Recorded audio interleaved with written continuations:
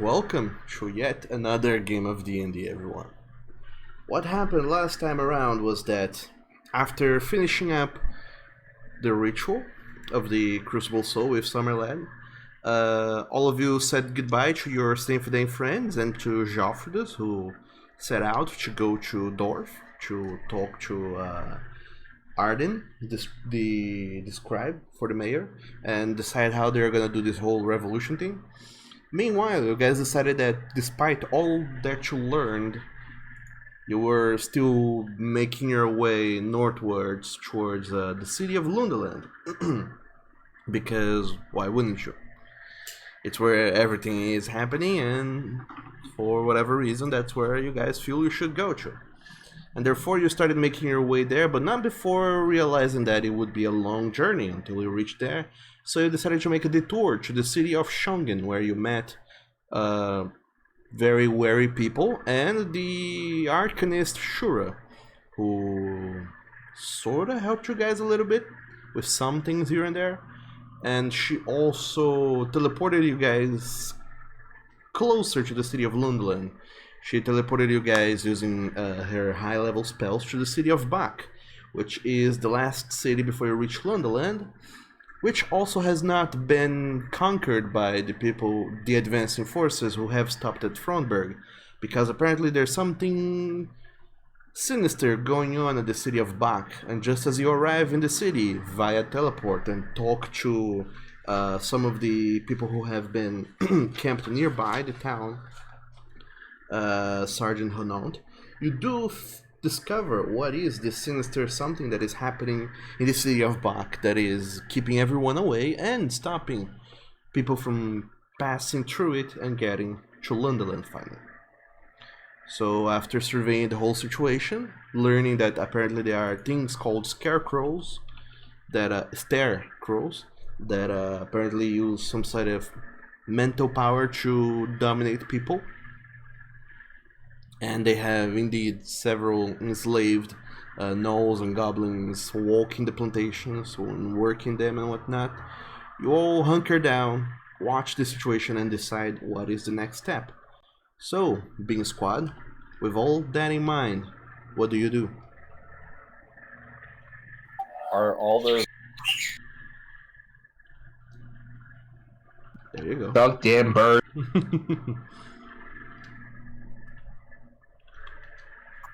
Sorry about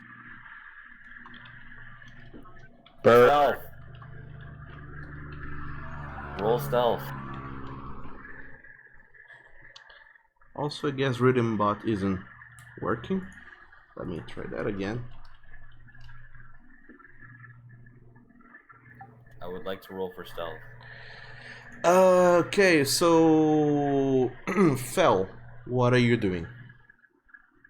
Just how you I'm kind approach. of curious about this too. What exactly are you doing? Like, are you just walking towards closer to the thing? Are you trying to do something specific? You can't just say I'm gonna roll stealth and then help me to interpret that somehow. I'm sure Brian would love to explain more, but his bird wants to be loud. Yeah, I know, but still, I need some clarity. Looks like he's typing it in the chat. Okay.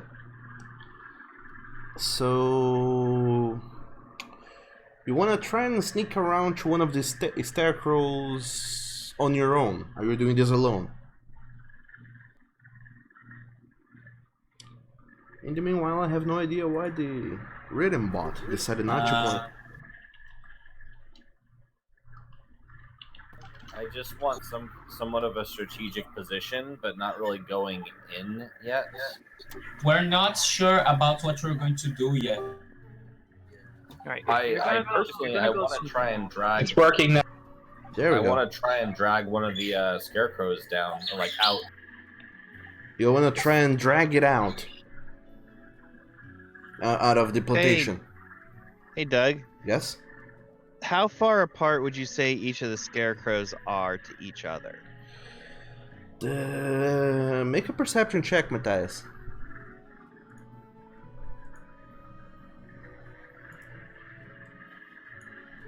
As from this distance you are trying to gauge the... 20. Okay, 20 is good. So I'm a dummy and I did this in meters instead of doing this in feet, which would be much easier. Meters, feet, whatever. It's easy So to calculate. ah shit, I didn't even do the thing correctly. God damn it. I'm a real dummy. So let me see. If each plantation you guess is about some 60 by 60 meters, and therefore each scarecrow is somewhat between 60 to 70 meters apart from one another. So 200 to 250 feet. Yes. Okay. Reason I'm thinking is, can we take them down one by one if need be? Yeah. Because you'd wonder how long of a range their little mind brain sucky turn you into zombie mode is.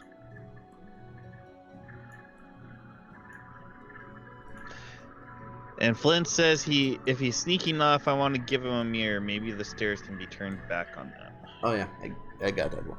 So for the sake of simplicity, let me put up the party token on the map and show to you guys what you're looking at. As soon as I find the party token. Oh dang it. Why do I do this to myself? Why don't I prepare things in advance? Fuck it, this is the party token now. Let me move you guys to the map, which should be completely dark thus far, but you should be able to see a token on the very bottom. Nope. I see no token. Nothing. Oh dang it! I guess I didn't reveal the area. Now you should be able to see a token. Yes. There's something. Yeah, I see a marker. Okay, let See me what- And it's selectable. let me reveal the map for you guys. Oh god. What? It is literally an open field. So from your guys's, well, placement, Okay, I have pacified my bird for now. yay, pacified bird. Yeah.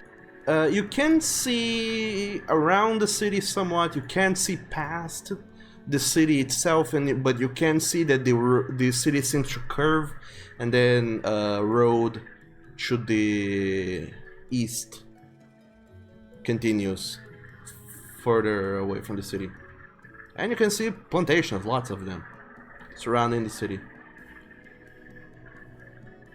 And in the middle of each plantation, you can see, it's very hard to see precisely because the vegetation itself is very high, concealing some of the creatures that are walking in and out of it. But you can see in the middle, smack dab in the middle of each plantation, a scarecrow. And you can see, because it's still quite light outside, it's still daytime, you can see that as some of these creatures are moving around, the gnolls and the goblins, you can see that the scarecrows, they rotate in their position. They But rotate. they don't move otherwise, they just rotate. Yeah, they don't seem to be moving. They just seem to be rotating in their spot to stare at whichever creature they're focusing on at the moment.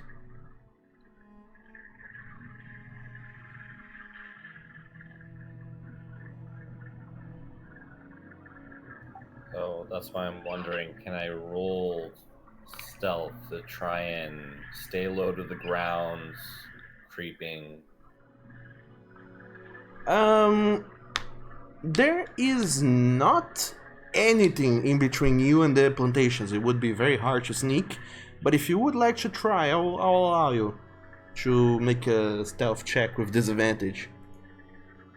To do your best to approach without being seen. If he's gonna try to run off and be sneaky, I'm gonna cast Pass Without a Trace real quick. Is that what you guys are doing? You would have But to go with honestly- him, otherwise he doesn't have it for the entire run. I know, and that's why I'm nervous about this. Well, something he will have throughout the entire run. I still have one more mirror patch on my robe.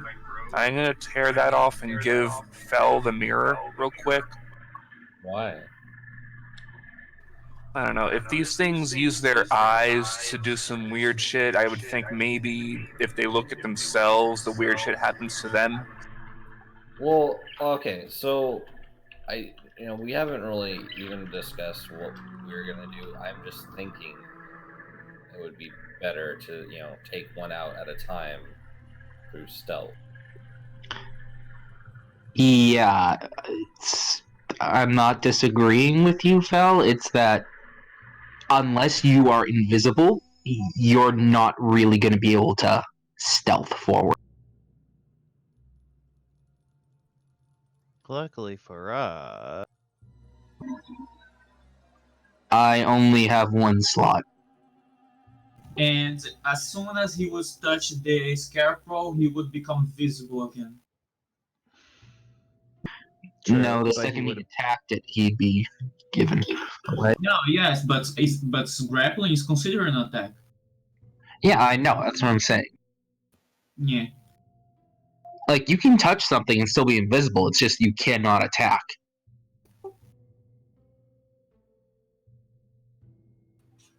Out of curiosity, if I hold up my gun with the scope up to my eye, do I have a clear line of sight to at least the first 3 patches?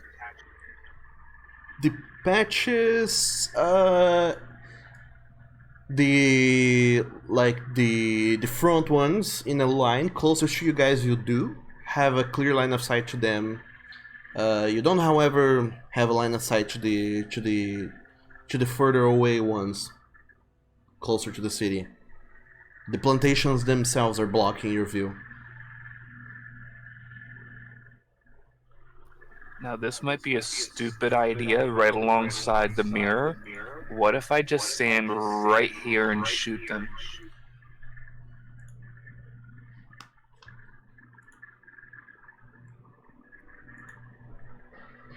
I mean, Won't that just send the workers after us? yeah. That's why I'm saying it might be a stupid idea. Maybe we can capture one of the workers and see if we can break their control.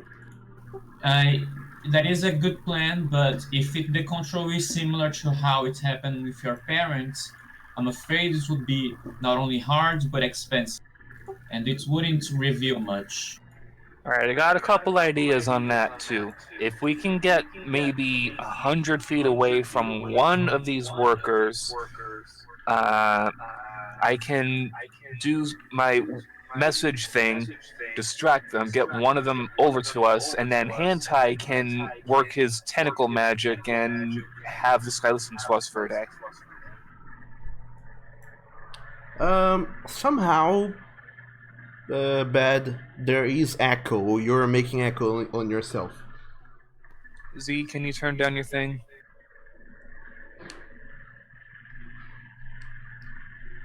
Now, how are you going to hear it?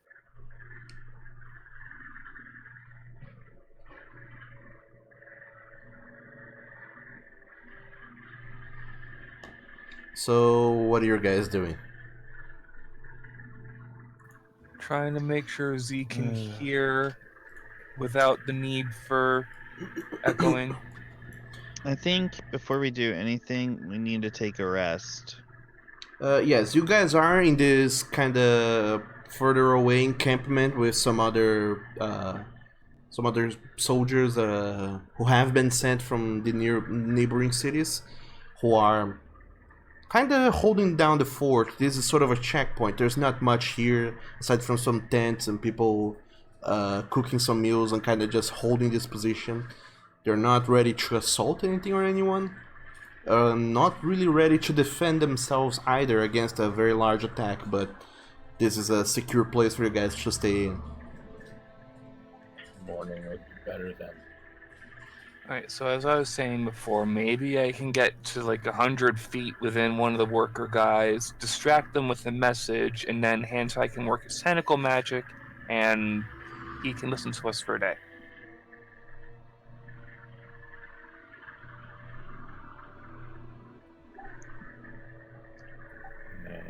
I mean, we could also just light the fields on fire. Yeah, if the settlement depends on these fields, I'd rather not do that. We need to try and solve things without total destruction. I'm just saying, that's Plan Z. Last resort only. Should we at least take some short rest before going forward? I think we Yes. would have had a short rest at this point. You didn't really have a short rest until now. You didn't stop at any moment to do any to really recuperate yourselves.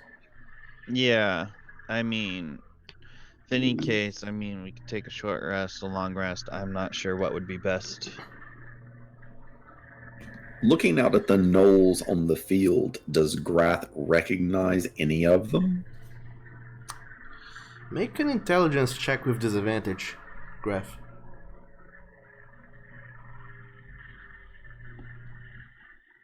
You are trying to recall old information, and try as you might, none of them seem particularly familiar to you. Okay. I'm You gonna do- send my familiar just to take a look at them. At the workers? Yeah, the workers or the scarecrows. Okay. How close can your familiar be to you again? It has to be within 100 feet to communicate with me. Okay. I'm not gonna go that close. I'm gonna have him look around, then come back into range. And Okay. So go ahead and make a perception check for your crow friend. Sorry, for your owl friend, for Hootie.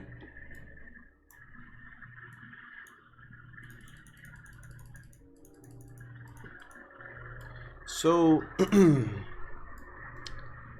as your owl, Hootie, gets a overview from up top, being able to see things that you guys cannot see from your perspective, Hootie can see, Draken, that each plantation field has something between 2 to 4 workers each.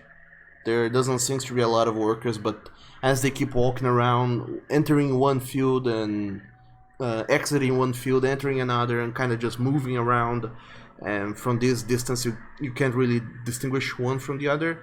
They seem like a lot, but they're not that many in reality.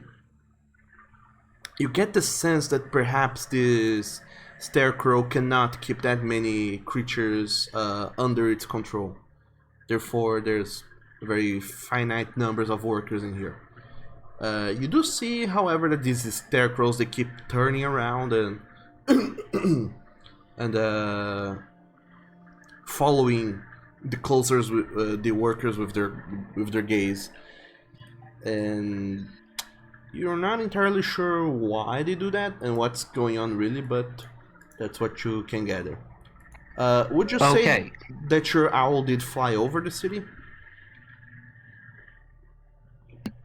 no, he'd still be on the outskirts. I wouldn't send him over the city unless I thought it was pertinent.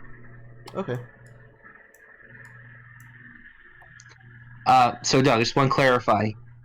The scarecrows are moving their site with the workers? What you gather, Draken, is that the scarecrows, they keep moving and rotating in position. They don't ever move from where they are. They just spin around, rotate, following the workers with their gaze, and apparently they can only... workers are always within their gaze. You never really notice a worker that is not within this scarecrow's gaze. Okay, I'm From one or the Gonna- other. There are many scarecrows here, and you guess that they have a long vision range, but you don't ever see a worker that is not within any scarecrow's vision. Okay. So I'm telling the party this when the owl gets back, and then I'm just gonna share that with the party, that they seem to be reliant on line of sight. Do you think if we... So these are regular scarecrows, so are they like hanging on by the stick? Are they hanging on by the stick, Doug, or is it a metal pole? It seems to be some sort of pole that they are stuck to. You can't really tell what sort of pole this is at all. You are too far away and Hootie didn't get close enough to see. You can just ascertain that it's some sort of pole because this scarecrow doesn't seem to have legs. So it's just a pole, and then on the top the scarecrow itself, which is very large, by the way. If it was made of wood, I thought maybe we could try and break it, but like this we can't. I mean, I can still shoot them from all the way to hell over here. I can too. I have my magic. No, I mean, I have 800 feet of range. I can literally stand in one spot and at least shoot these first 3 fields. Oh my. As they're talking about this, I'm gonna tell them I'll be back in like 30 minutes or so, and I'm gonna cast invisibility and tell No, my wait, owl where the to hell move. you to- oh, god damn it, where'd he go? He He's gonna did get the himself thing killed again. isn't he? So Drake, what are you doing? Man. This never bodes well. Hopefully it will this time, because it's very risky this time. Draken, what are you doing? I'm making sure I'm within 100 feet of one of the plantations, Okay.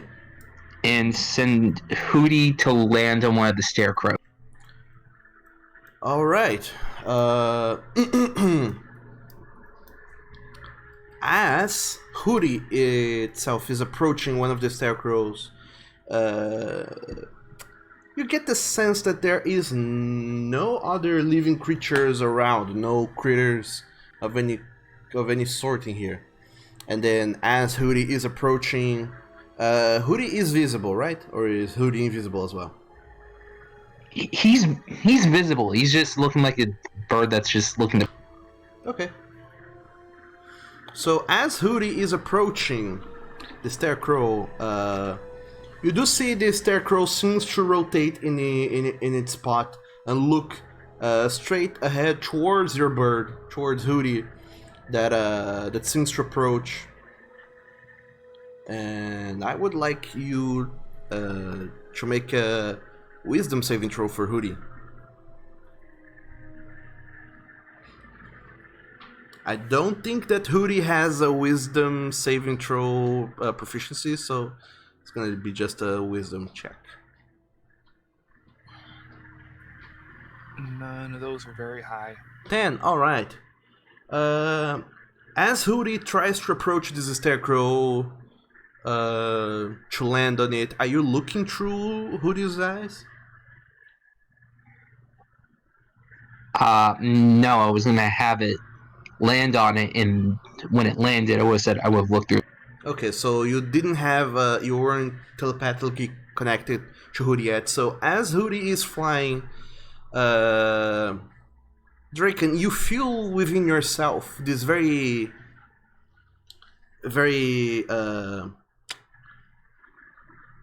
sort of weak telepathic link with your owl that allows you to sort of sense what it is feeling right now. A huge sense of dread washes over Hootie, and Hootie just freaks the fuck out and does a 180 and starts flying away. It seems to be frightened. Okay. It's not even Tell it to flying. keep- It's not even flying towards you. It's flying away, just away, back towards where the party is, and abandoning you. That's fine. And we told him land on Summerlad's head as he. Sure. It will listen to my orders. I just can't tell it to do something against its will. If it's scared, kind of thing. Yeah, it's still listening to you, but it wants no part in being close to whatever that is, and it just flies away. Back towards the party and lands on Summerlad's head. And all of you, being squad, except Draken, who see Hootie flying over towards you guys. Some of you who are closely attuned to nature itself can sense that Hootie is afraid, deeply afraid. Because as I suspected, Dracon's done something stupid again. Yep. So, Draken, what else are you I doing? am worried about him.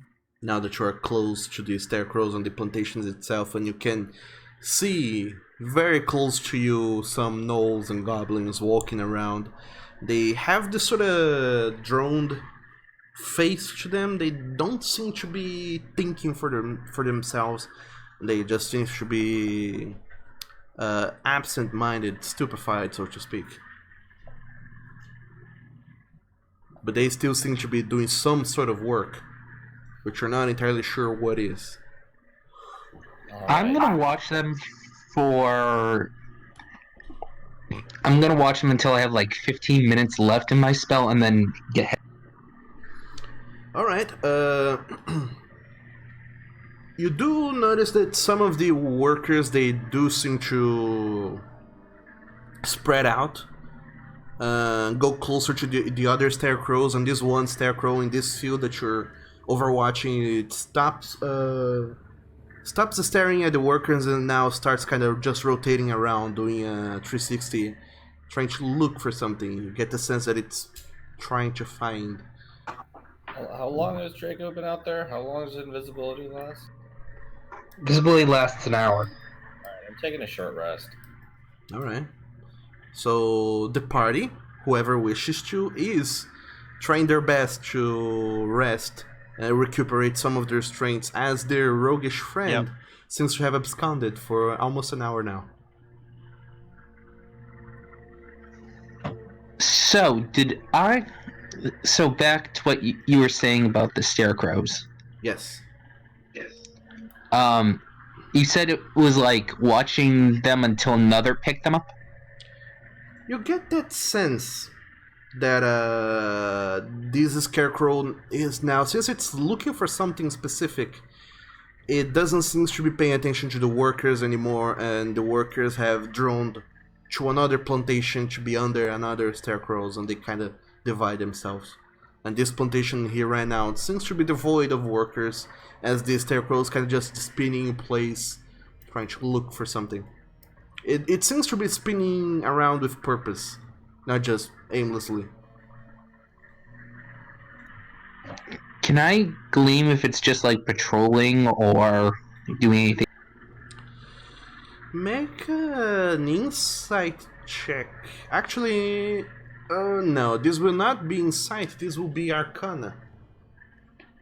Arcana, okay.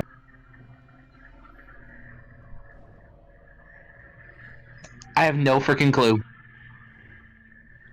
Draken, as you look at that, you think, what sort of devilish magic would create something like that? And you are lost in thought for a moment, trying to... You forget to really observe this creature, and you are more concentrated trying to figure out what sort of spells you have heard of in your travels that would be able to create such a thing. You do glean that it's a construct, but other than that, you are completely out of leads. You have no idea what these are and what they are capable of, aside from what you have been told.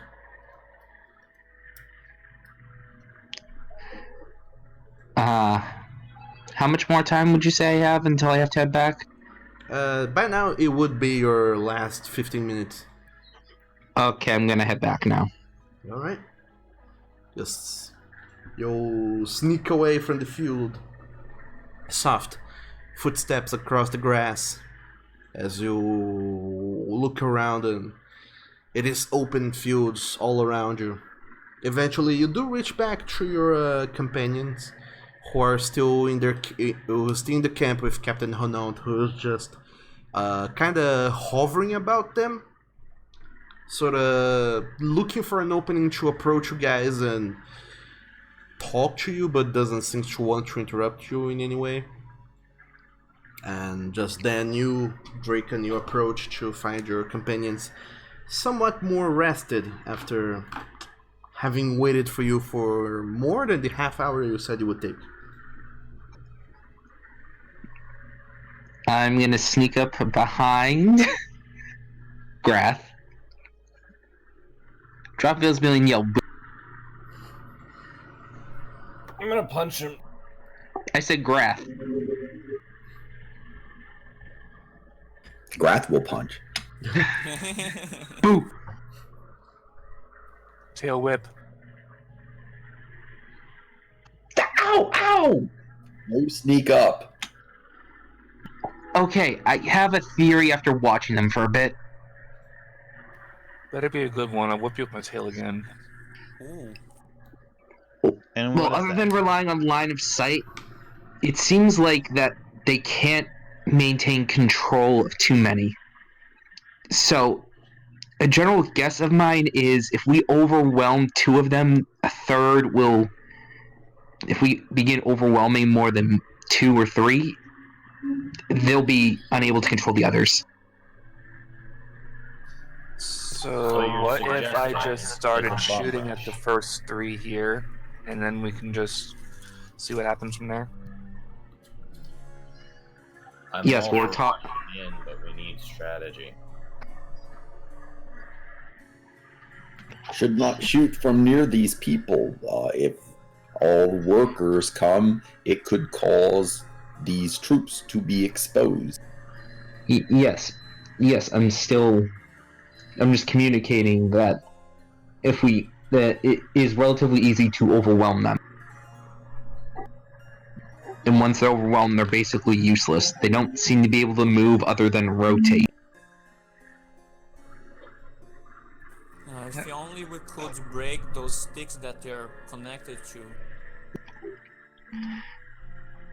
I also know they're constructs, so that's it.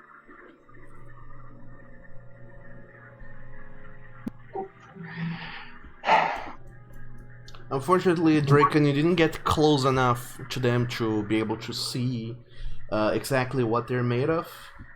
You only gather that they are constructs. Oh yeah, I just know they're constructs. I don't know what they're made. Yeah. I'm still thinking I can stand like 500 feet away from these patches and just shoot them. What time of day is it now? I have basically no more spells to help with. So, Bean What Squad. time of day is it? It is right now 4:30 in the afternoon. And as you watch the sun starting to go down, you think to yourselves, what are we going to do? Everyone has had a short rest except for you, Draken. I didn't. I have nothing that regenerates on a short rest anyway. Okay. Doug. Yeah, I Sam? still don't know how the spellstone work. The what? The stone that we bought. The Stone of Knowledge. Alright, I did say what it was, but I forgot to send you guys a... It was an ion stone. Yes, I did forget to send you guys. I didn't even know who was gonna take it, but I'll... Me. Just a moment, Sam, I will send you what it does. I did say it was a... I'll send it over on Discord, if that's alright. Okay. I have it open here. The actual game thing, the D&D thing, is called an Ioun Stone, but here we are calling a Stone of Knowledge of Fafagor because I said so. But this is what it does pretty much. You have 3 levels worth of spells that you can store inside the stone to cast at any time you want as an action. So you can store up to 3 level 1 spells, multiple copies of the same level 1 spell up to 3 times, 1 level 3 spell, or 1 level 2 and 1 level 1. At any time you just decide you're going to cast a spell into the stone, then the stone holds the spell, and it just keeps there. The spell is held for as long as you, for as long as the stone exists. Okay, I'll keep that in mind. I put it in chat for you, Sam, if that helps. Yeah. Doug also sent it on Discord. I Oh, have this it is right the now. stone that Tiberius had. Yes. So that Ioun stone It orbits your head. slash Stone of Knowledge allows you to store up to 3 levels of spells is what it does. And you have a tune to it, Sam? I think I did. Okay.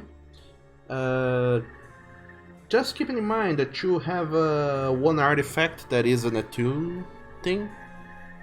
And I don't know what else you are attuned to, or if you even have more stuff that you are attuned to. I am attuned Two. to the spear, the eye, and now I have the sphere. The stone. Okay, fair enough. So that's So he's holding attunement. yeah, that's 3 attuned items. You can't attune to anything else. But yeah, you just had a long rest, Summerlet, sort of. Actually, you didn't even spend spells, I don't think, mostly.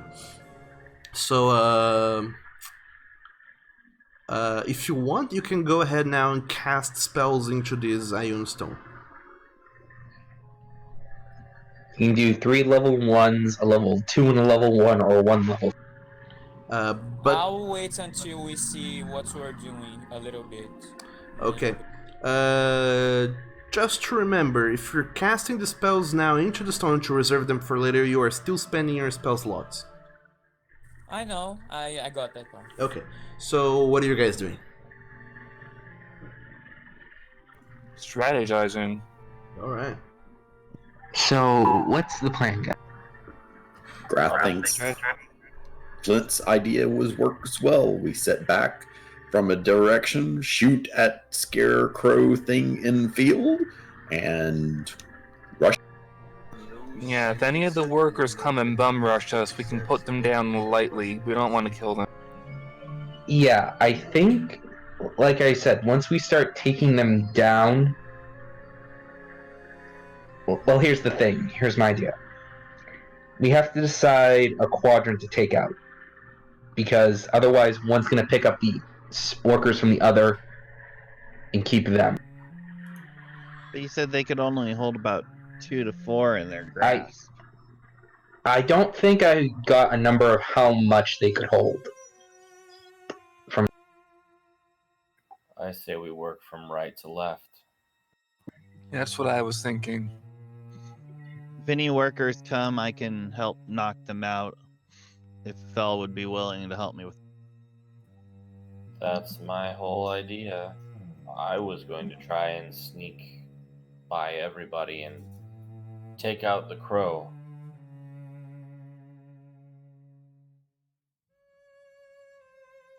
I think we take out this quadrant here first. That way they really can't overwhelm anything. That way we can get at least some of the workers out unharmed. I was thinking we take out the entire front line because we don't know what's in the city. If we get too close to the city, something might see us.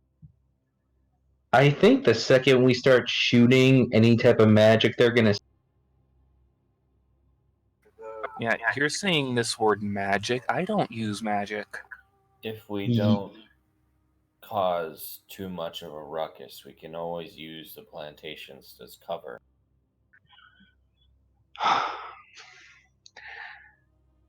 I I hate to say it, but a few of us from range and a few of us moving through the grass might be the best way to take these things. All right. Then I will go in the front. Well, regardless, if anyone's going to use magic shit, I think people need to rest because I think some spellcasting type people are just out of it right now. It would probably be good to take a long rest. Yeah. We haven't had Yeah. one since. And maybe we can get some trial. help from these soldiers from range, them shooting the scarecrow. Or we can find out what they, as much as we know, what they know as well. True. We need more info from them. Didn't they already tell us what they know? They did. All right. Well, we should probably get arrested. Still, I think it's a good idea to have them help us shoot from range at these things.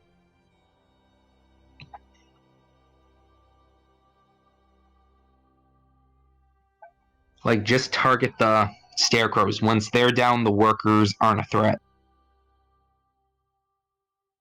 Well, they could still be, but they'd be a lesser threat.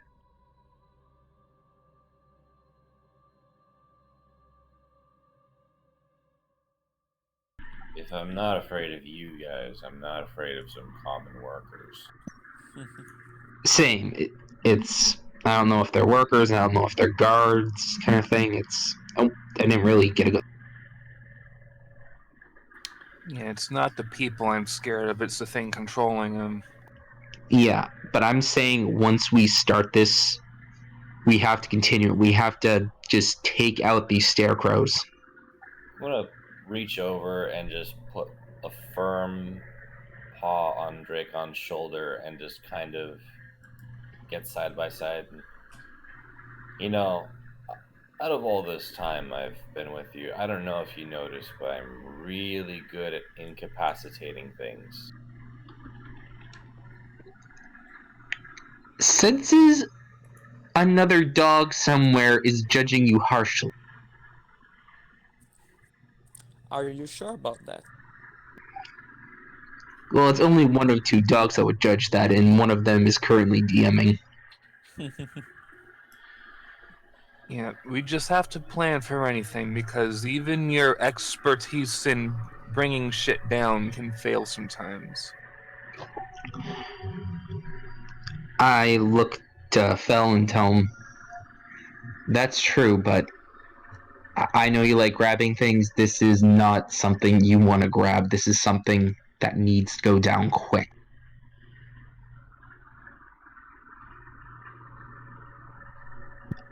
You and I can work together and take out one. All right. So, at this moment, as you guys are discussing amongst yourselves your strategy, you do notice Honont coming up to you guys as he seems to have a very tight grasp on time passage. He seems to remark, "Oh, it's about 5 o'clock in the afternoon. Come here, everyone. Watch out. Pay attention." And he starts pointing out towards the city of Bach. And you guys, do you watch what he is pointing at? Yeah. Okay, This is valuable information. We're definitely watching. I would like everyone to go ahead and make a perception check. If we're looking towards the city of Bot, can I use my scope to gain anything on this roll? Not really. Okay, general perception then. Well, Graf Brad see the future. That he does. So, And I do too. even with Honont's help, most of you still have a hard time really seeing what he's pointing at. However, you can, Graf and Summerlad, notice that just as Honont is counting down 3, 2, 1, should be right about now. And you do notice that one of the scarecrows that is spinning around in the field is very faint, but you can see sort of its eyes glowing a little bit, and then it turns around, turning its back to you guys and looking towards the city as well. And then for a very brief moment, you can see in the distance this tower in the middle of the city seems to also shine with a similar faint glow. Graf and Summerled, you do notice that. Everyone else, this passes right by your heads. You are unable really to notice this very faint glow, especially in daytime. Graf, point out tower glowing.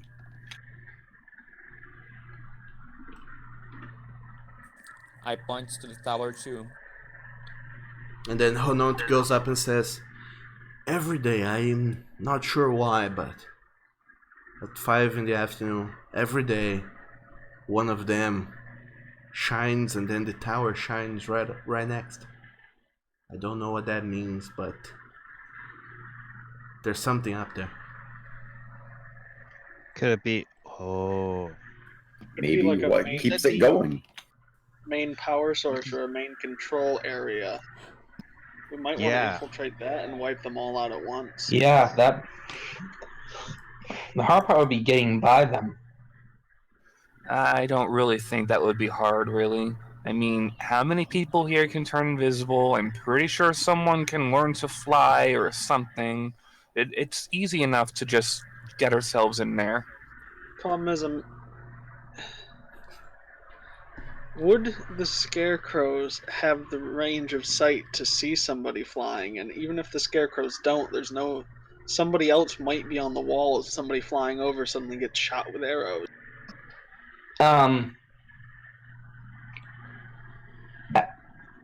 In the morning, I can send Hootie out and take a look.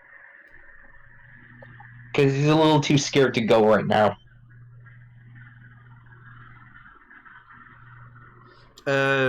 As this hour has gone by of your short rest, Hootie did calm down.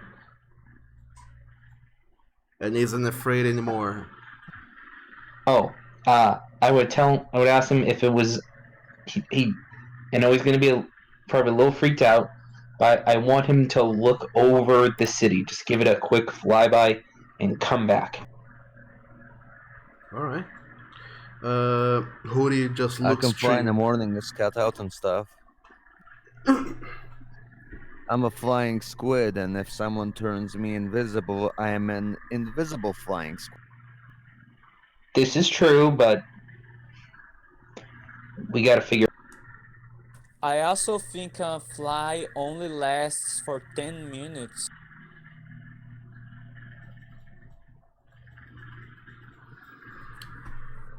So, There's the problem with how much the spell lasts. Draken, are you sending Hootie? Yes. Okay. Hootie looks at you and nod before taking a flight and flying over the city, doing sort of a thorough scan of the surrounding areas. We've asked him to just keep note of any people on the wall. Make a perception check for Hootie. Oh no, the creepy music is stopped.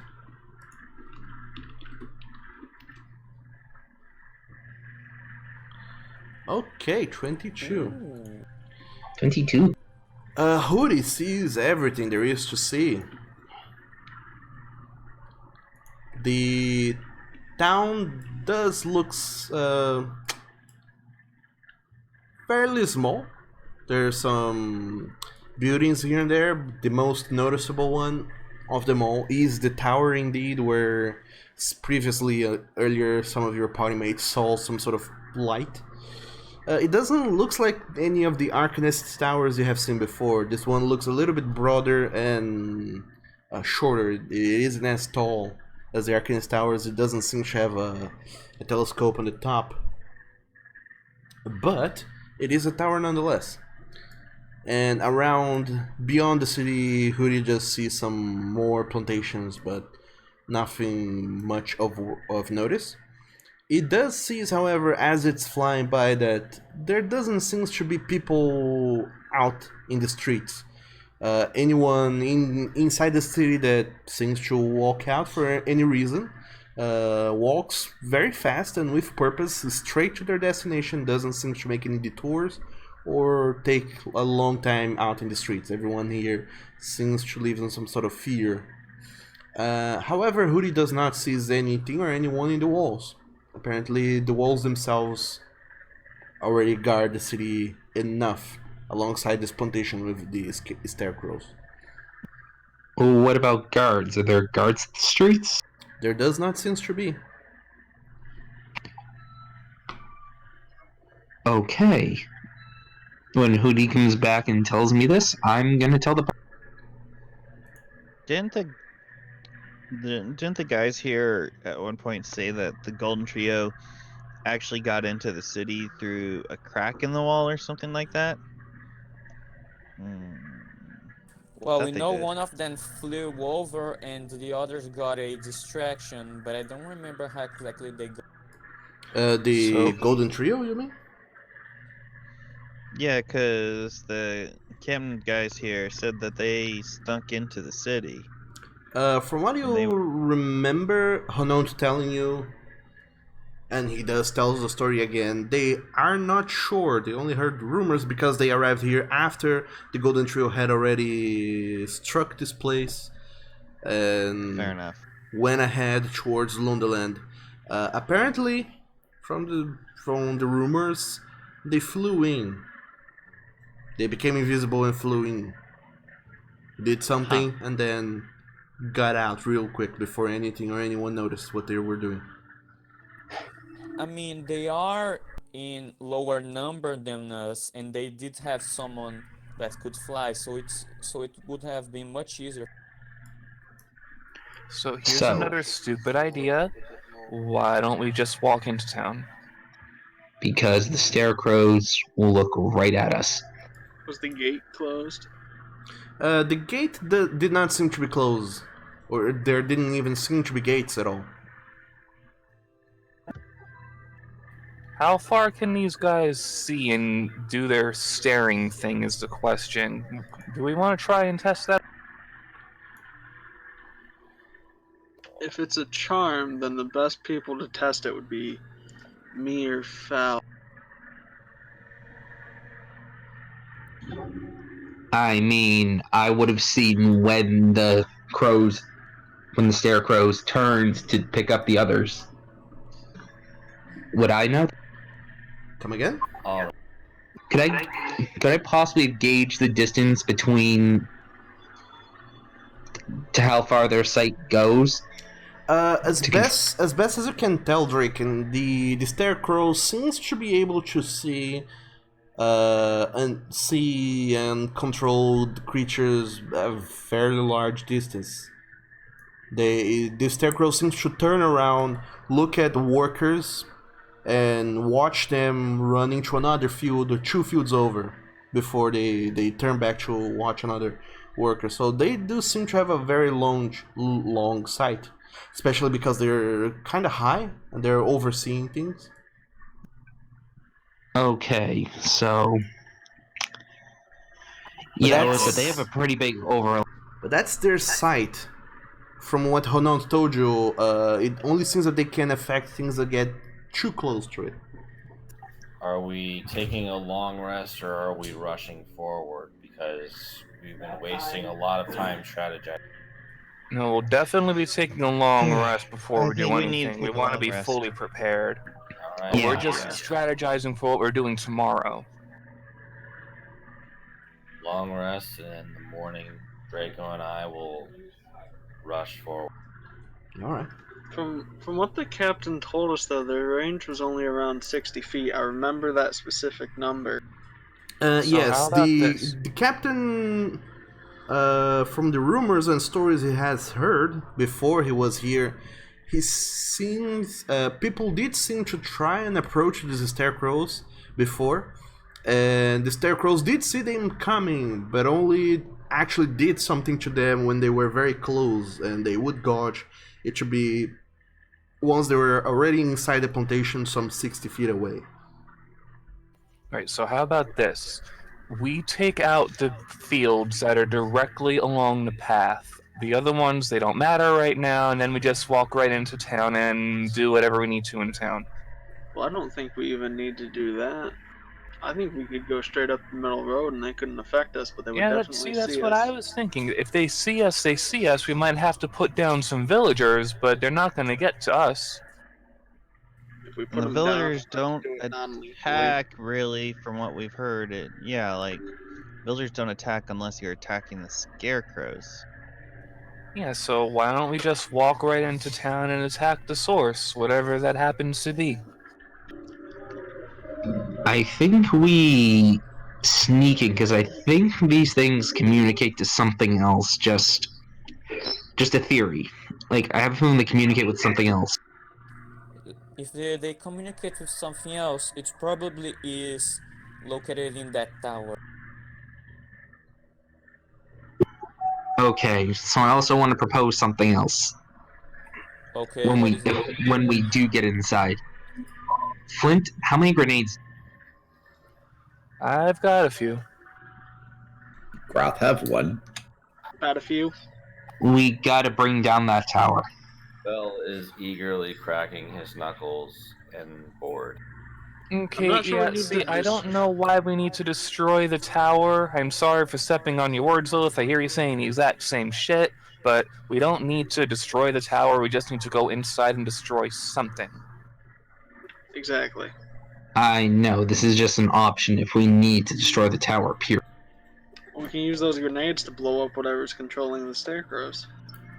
But why are your final plans to just destroy everything, Dracon? Because, people live here. We don't need to destroy the goddamn fields. We don't need to destroy the tower and besides possibly all the that- buildings around it. So Dracon wants to burn the fields, salt the earth, and destroy the main building in town. I never said Right. salt the Are earth. you sure you're chaotic good?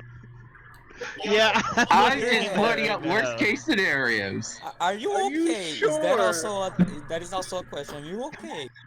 Are you sure about your alignment here? I've had a few near-death experiences and hate everything that wants to kill me. I literally need, like, an died. alarm Can I I or win. insight check ability him to right see if now. he's acting strange? I want to insight check him, see if he's acting strange. Draken. Yes. Okay, sure, go Since ahead. we've gotten here, he suggested total war tactics, and that's never happened before. Okay, go ahead and make an insight check on Draken. Yeah, while Lilith? she's making that roll, I'm gonna say to Dracon, You believe nothing. I literally died. I think I have you beat for near-death experiences.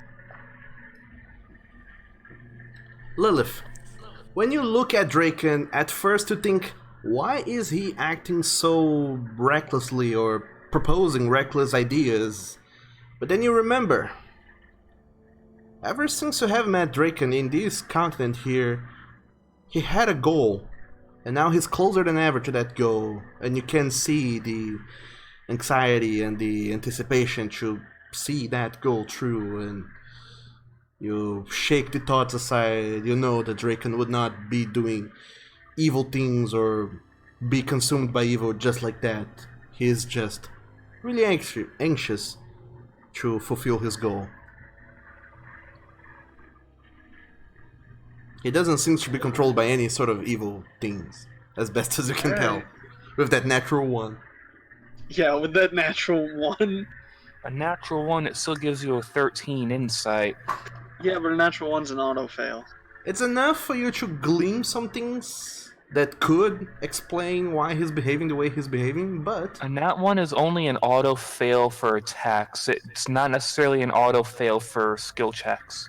That is true. But anyway, what are you doing? I will say B-Squad? though that there are some skill checks where it's just an auto fail just because of the nature of the check. That's We're always up to doing DM long discretion. rest, Doug. Come again, Brian? What did you say? I believe we've agreed on the consensus. We're doing a long rest and going forward in more. Okay. Yeah, that's our consensus. Long rest, and then we'll go forward, whether we take out these fields or just walk right into town. All right. So, being squad, you decide you lack enough information and enough strategy to take this on as you are right now, and you also lack some of your own natural resources. So you decide to stay behind a little bit, let a day go by. You sit down with Honont and the other soldiers in the small encampment, watch the sun go down, and spend the rest of the evening doing whatever it is that you guys want to do. Perhaps advancing some of your own personal little goals and things you want to craft or build or do. Yeah, I'm just gonna finish the book if I can. Okay. So, I'm gonna Draken. work with training Saphira to attack. I'm going to talk to the tiger. I'm going to work on tinkering with artificer stuff. Work on fish. Oh my dog, you guys don't let me talk. So, Draken, I would like you to go ahead and make an intelligence check to write your book. Sorry, not Brian. Fel, I would say that you can't just you and Sapphira train on your own to train her to attack something. I would say that you need a sparring partner. I'll do it. Okay. So, Fel Let the and monks do it. Fel and Lilith, I would like the both of you to go ahead and roll an animal handling check. Fel first. Your check determines if Lilith gets something else on top of her check. Can't guarantee I'll be any good, but 16. Okay, Lilith, you go ahead and make an animal handling check of your own. Graf, go ahead and make a tinkering check with your wood carver's tool, I believe. Yes. Using dexterity. And Flint, you're doing something specific, or what are you doing? I'm really just tinkering with my arm and such, so I can get more artificer spells to look like Flint's artificer version stuff. Okay, so you're not trying to repair your arm or actually create any items or anything, right? No, I've only showed off my hollow disguise to Groth so far. I haven't, at this point, acquired more artificer stuff, so that's what I'm going to be doing. Just working to adding artificer stuff to my list. Okay. Go ahead and roll an intelligence check anyway, just for the sake of it. Summerlad, Matthias, and Hentai, are you guys doing anything? Barf. I'm talking to Oh, you were gonna do something? Who wants to turn me invisible as I Summerlad fly is over apparently talking to me, but other than that, I'm probably just going to be doing some I mean, carving? I think it is so. a very long evening. It's barely became 6 in the afternoon. You have a lot of time to do a lot of stuff. I think you can carve while I talk with you. It's not too hard. Okay, so Matthias, you're gonna do carving as well? Yep. Okay, make a wood carver's check if you have that proficiency even. Or using Don't dexterity. have a proficiency in it, but it would just be what, dexterity? Yeah, it would be a dexterity check to Alright, I'll just try and carve something here. Hentai, what are you doing? Would I be able to play a bagpipe song the entire time to inspire as many teammates as possible? Do you have an ability that allows you to do that? No, but since we are not in combat, I could possibly use up the rest of my 3 bardic inspiration. I mean, I rolled a 5. I'll gladly take one of those bardics. I would say go ahead and roll a performance check, Hentai. Oh boy, my speciality. Lucky you. Oh, there you go. Jesus. Sure. Hentai. You go around playing your bagpipes for everyone in this camp because, heck it, It's about the end of the year. You have been learning so much about these strange people's cultures, the gods they worship, and apparently one of the cultures that customs you have learned is that the last week of the year, these people from the empire, they take one of each day in the last week of the year to worship a different deity and ask them for blessings and to safeguard them during the 15th and to bring forth a prosperous new year. And you decide, hey, we haven't celebrated that yet, so let's play a song. And you do. And everyone gets to roll a d8 inspiration on top of whatever it is that you rolled on your previous checks. Because hentai is so goddamn inspiring. Your bardic inspiration is a d8, right? At this level, it's a D8, yeah. Okay. I think it turns into a D10 next level. Actually, Z, can you open up Bardic Inspiration so I can read it? I can check it out here. Bardic inspiration for hentai is going to be...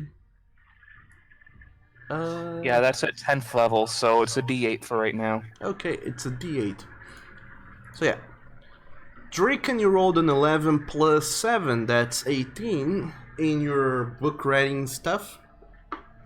As the song of bagpipes fill in the background, you do find yourself somewhat inspired, especially after seeing these scarecrows and thinking, wow, constructs.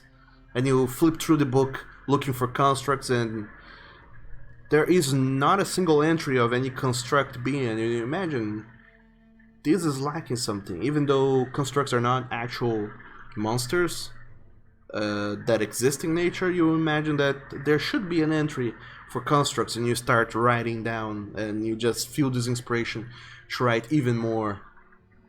And I would say you get a lot of progress done on your book, especially with this new chapter on constructs that you're adding, and by now I would say that you are 95% done with your book. Yay! With writing new stuff and rewriting some of the old stuff that you have found in the book. Fel.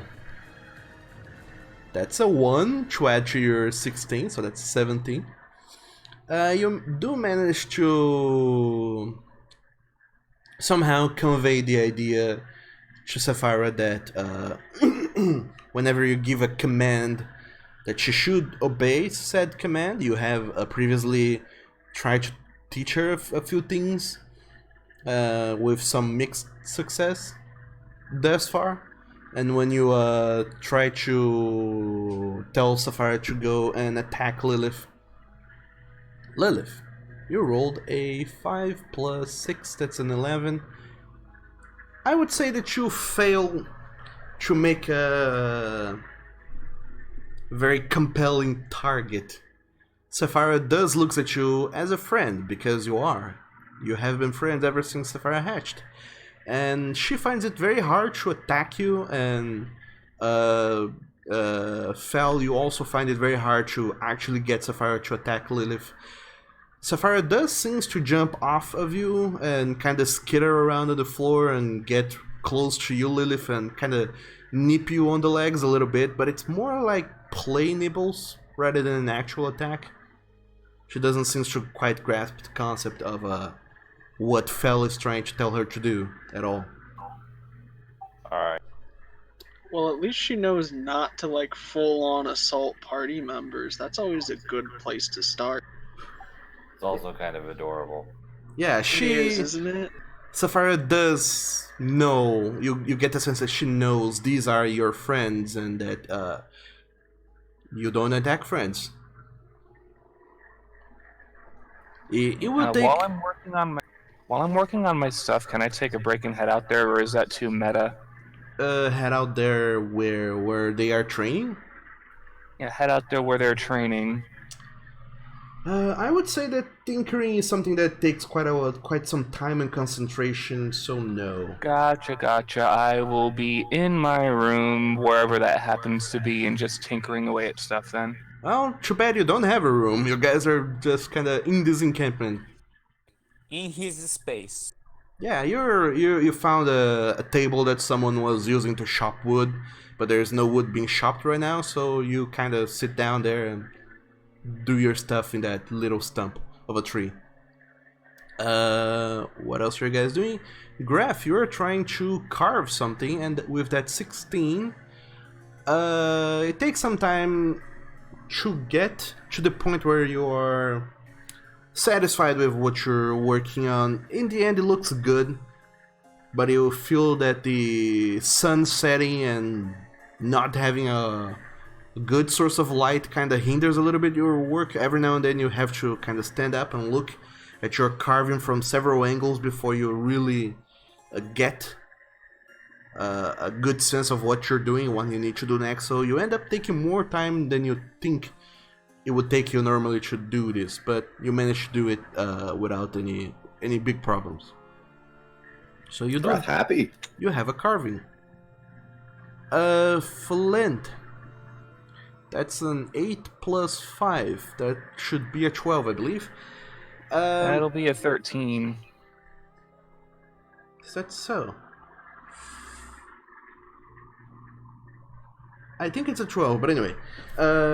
Same thing, really. 5 plus 7 is 12. Oh, there you go. As you are looking at your newfound artificing abilities, it takes some finagling to really get the hang of what you're doing here.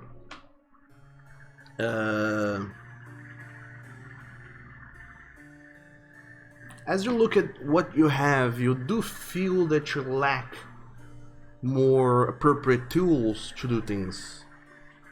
You imagine that if you were in a big city, even these kind of backwards and not really technological cities that you have been through, they should have enough tools or archaic versions of tools that you could use to come up with stuff. And you imagine that despite the limited technology in here, you can fashion quite a lot of things.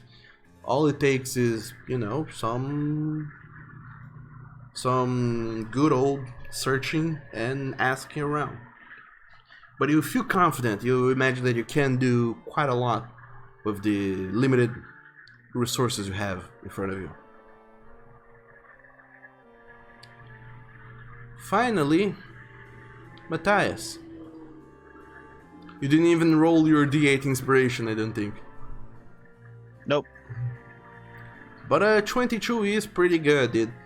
You are able to go on and finish your own carving pretty fast, and it looks pretty good as well. I'm not sure what either of you guys are carving, but after some hours, a couple of hours, you finish the carving, and you look back to it, and it looks pretty dang good.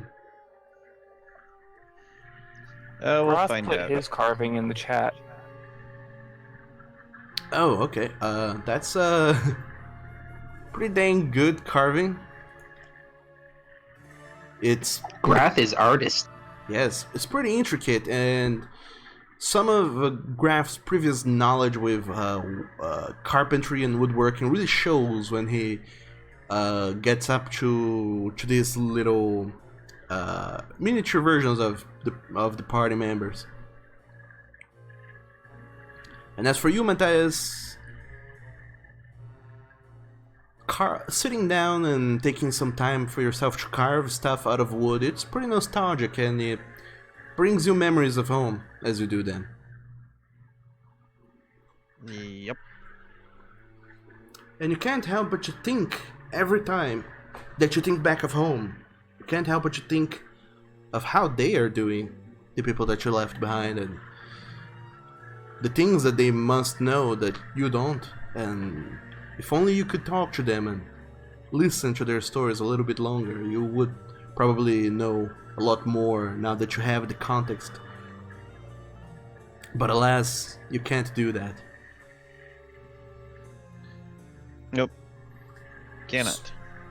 So, as all of you guys do your best to complete your own individual goals for the evening, at the end of the night, Captain Hononti just lets everyone know that he's going to extinguish the fires and they're gonna go into kind of a less inconspicuous mode, so to speak. They're gonna try and hide as much of the encampment as they can and hide down in there and let some scouts out, and they ask you not to abandon the encampment as you guys are there. So, the night goes by, all of you guys did your things, but now it's time to rest. And each one of you, unfortunately, you don't find a space to sleep in per se. All the available beds and cots are already taken, so I hope you guys have bedrolls. Graf Graf do. definitely has one, and Flint will be with it. He has one. Yeah, I got one. Pretty sure I have a bedroll. Before bed, Flint will ask Fel how Wyvern training is going.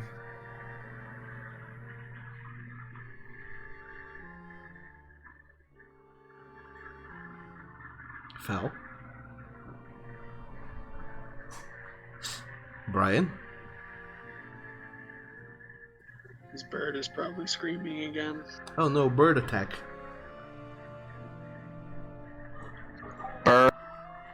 Bird doesn't like that he's spending all this attention to a fictional Bah. wyvern and not to it. I think it was worse when we were in Meta's game. Maybe. So, in short, Flint, you get the sense that it would take someone who actually knows these creatures to be able to train them. It seems like just being there when they hatched isn't enough to train them. One would have to know these creatures and how they behave, how they think, so to speak. You would need an animal expert on wyverns to train these. It's not impossible for you to learn how to train this, but you imagine that it's much harder. Yes, because I was thinking, if Fel tells me that Saphira doesn't want to attack friends, I can make myself look like not a friend. Well, that's a thing for you to keep in mind. Next time Fel decides to train Saphira to attack people. But anyway. Yeah, absolutely. The night goes by and all of you guys hunker down, have a good night of sleep. Some of you talking, discussing, strategizing, and in the end you all have a fairly good and restful night of sleep as you wait for the sun to rise, which it does several hours later. All of you guys get up, have your morning breakfast or whatever food you have brought with yourselves. You eat them since you are on the road, and then you prepare yourselves now to take on this city of Bach. Now that it is 7 in the morning.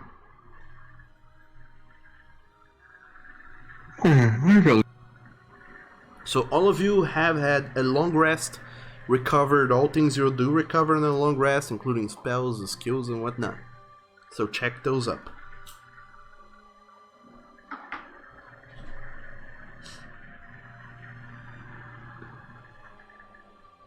Also, your health is recovered to full, you recover half your hit die. The same old story as always. Oh yeah, Doug, I forgot to tell you, but before we went to sleep, I stored spells in the... Okay. Sure, do you want to tell which spells or... Cure Wounds, all Cure Wounds level 1. Okay, 3 Because goddamn, we need health. 3 level 1 cure wounds stored on the knowledge, on the Stone of Knowledge? Yes. Okay, fair enough. Let's do this, Draco. Okay. Alright.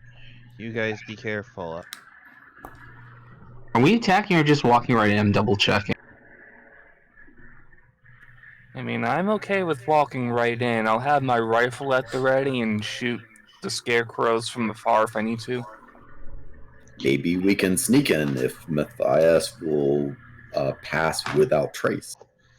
Stealth is If we can my stealth, I mean, yeah, but I Someone don't lad can know. fly There's, over and wait for us on the I inside. don't know if we can do anything more than that.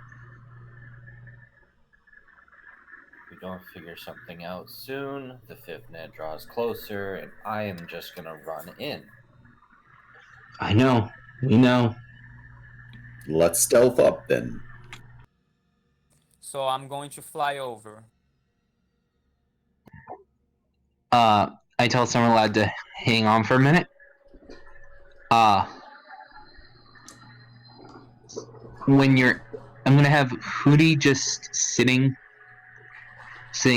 near a gate, like about here on the map. Okay. And I tell Summerlad to hoot once he's near the gate, and I'll drop invisibility on him. I'll cast invisibility on him so he can fly over undetected. But once he says something to Hootie on the inside that he can hear, I'll drop it so I have a free slot. Okay. So, Summerlad, the plan happens. Hootie seems to fly ahead, and Dracon casts invisibility on you, making you invisible. That's so. If you wish, you can go and fly up, straight into town. On top of everything, if you wish to do so.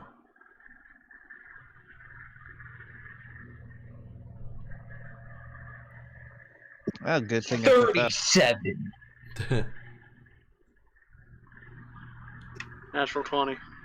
Awesome. Also, Side. Summerlad, are you flying over there? Yeah, I'm supposed to have advantage, sorry. No, if you're flying, you don't even. You are flying and you are invisible. You don't even need to stealth roll.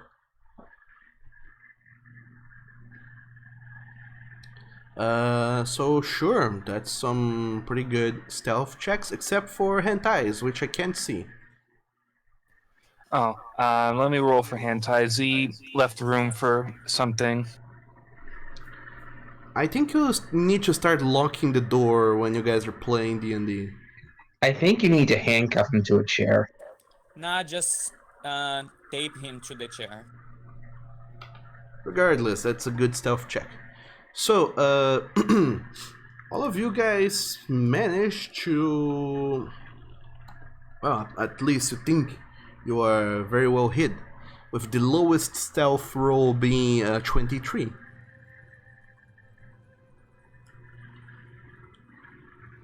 That's true. Like, we're all crouched, moving forward very carefully. So, you are just walking down the road, right?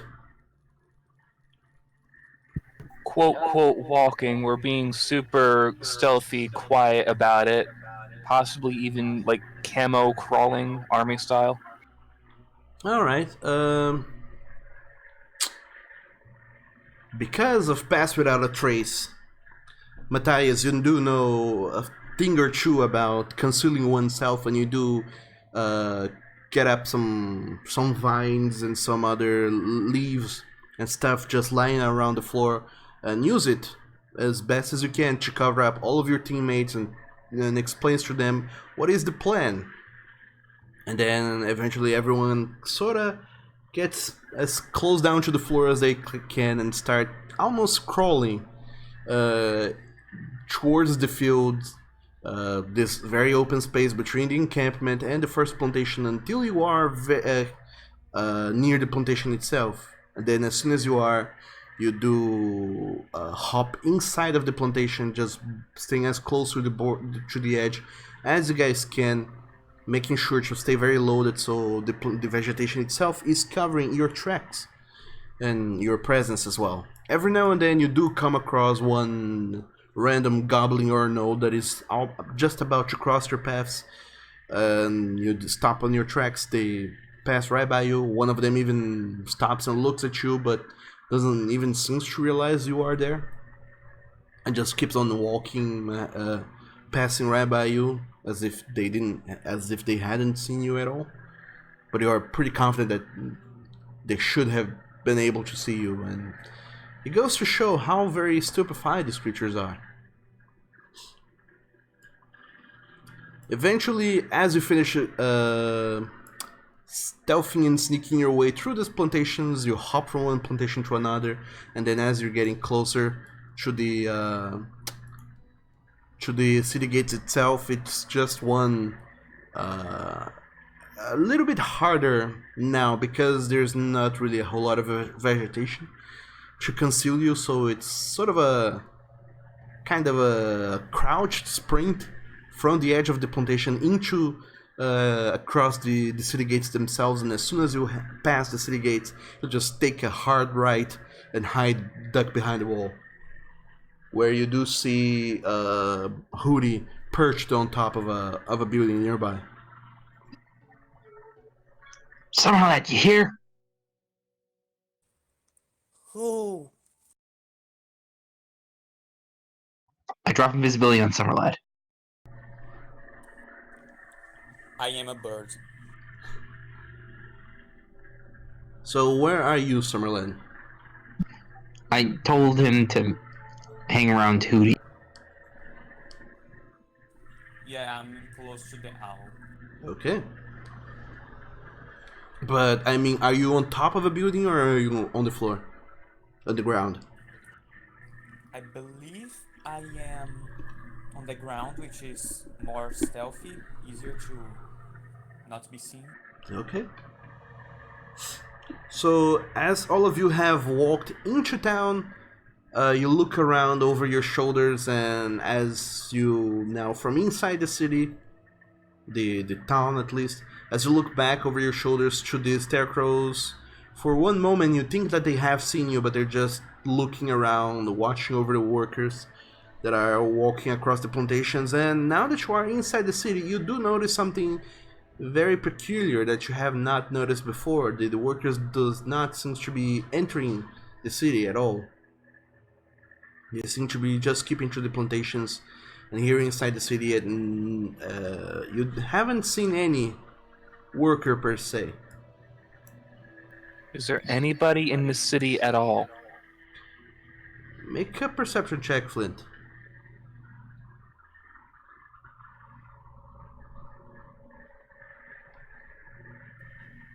I have a passive of 21! Unfortunately, you were not trying, you were not really focusing passively on seeing things and people. You were trying to avoid being seen by things. However, as you do look around, Flint, you are able to see you catch just a few glimpses of what seems to be pairs of eyes behind doors and window slits that closes as soon as they notice you guys vaguely looking towards their direction. And you see that the people in the city seems to be inhabited. There seems to be people inside the houses, not in the street at all, and the people inside the houses seem to hide as soon as you guys approach and come closer. However, you do seem to be inside the city and unseen by Maybe these. we can talk to some of these people and see if why everyone is afraid. I think they're afraid because the city's occupied. Maybe we should just go to the tower and take it out right off the.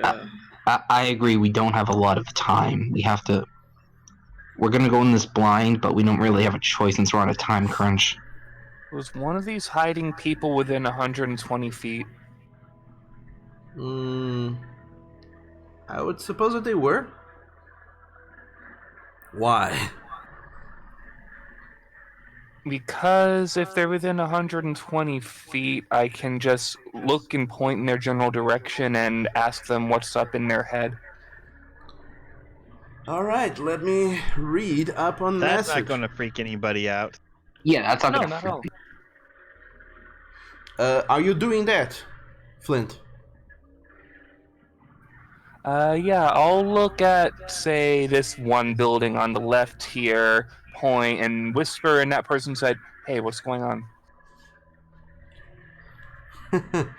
Roll a d20 for me. Never good when the DM laughs. I rolled yet another 2. Shoo, okay. I'm sorry, Flint. As you look towards one of these peeping eyes, and you try to whisper what's going on, Flint, with your amazing passive perception of 21, you see this very weird sort of green shimmer in their eyes that you haven't seen before, and the person seems to respond. Now I know that you're here. Alright, time to go. Okay. To the tower! We're going to the tower. Okay. Yeah, now we're gonna double time it because the people have this weird green glint in their eyes, so yeah, we're probably not gonna have a good time here now. And stealth probably isn't the best option. Let's not kill anything we don't have to, unless it's like obviously the super evil thing, the mind control. No, we're still going under the same thing. If they look like townsfolk, we'll put them down, not take them out. Fine, let's go. Okay, so you guys are going straight to the tower then. Yes. Okay, fair enough. Yeah, let's move to the tower. Right, you guys do make a mad dash for it, trying to arrive on the tower as humanly fast as possible. Humanly fast as possible is not the right term, but you get what I mean. Because none of us are human. Yeah. Closest one is Summerlin. So as far as you guys can, you run towards the tower, and as soon as you are approach and are near the tower, the best you can see is it's a very broad, a large stone building with one door that seems to be closed.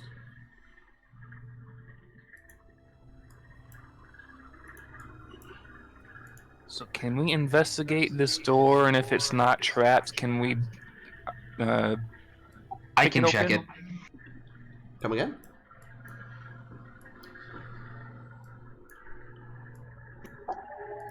Yeah, I'm suggesting that our rogue goes and checks the door and see if he can open it if it's not trapped. I want to see if it's unlocked. I want to see if it's locked and it's trapped. Come again? What did you say? I want to see if it's locked and or trapped. All right, Drake can make an investigation check on this door. 23. 23, all right. As you approach the door as quietly as you can and as carefully as you can, you start examining it. It does not seem to be locked at all, but you do recognize some arcane glyphs around the door. I looked at Summerlad. Can you get rid of it? I can certainly try. I have Dispel Magic prepared. Don't worry. Can I try Dispel Magic on this? Okay. All right. Are you casting Dispel Magic, Summerlad?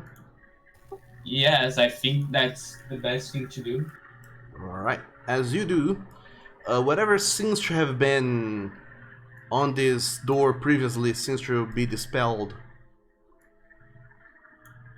You're not entirely sure what it was, but whatever it was, you just see these arcane glyphs that were surrounding the door. They seem to lose their shimmer, and the arcane powers within them, you feel them dwindling until they dissipate completely, and all that is left behind is arcane glyphs written in ink that has long dried up.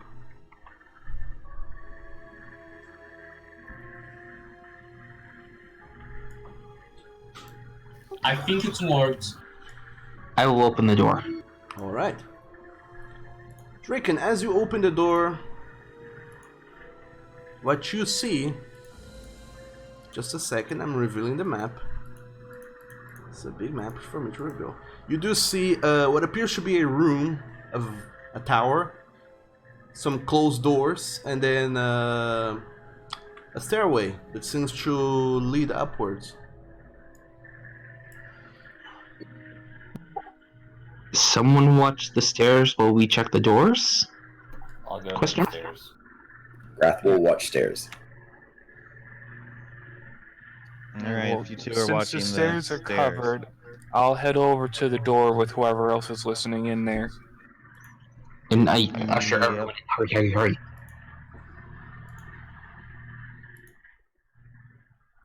So who is checking which door? Flint will be at this door down here. Okay. Lock the door if you can.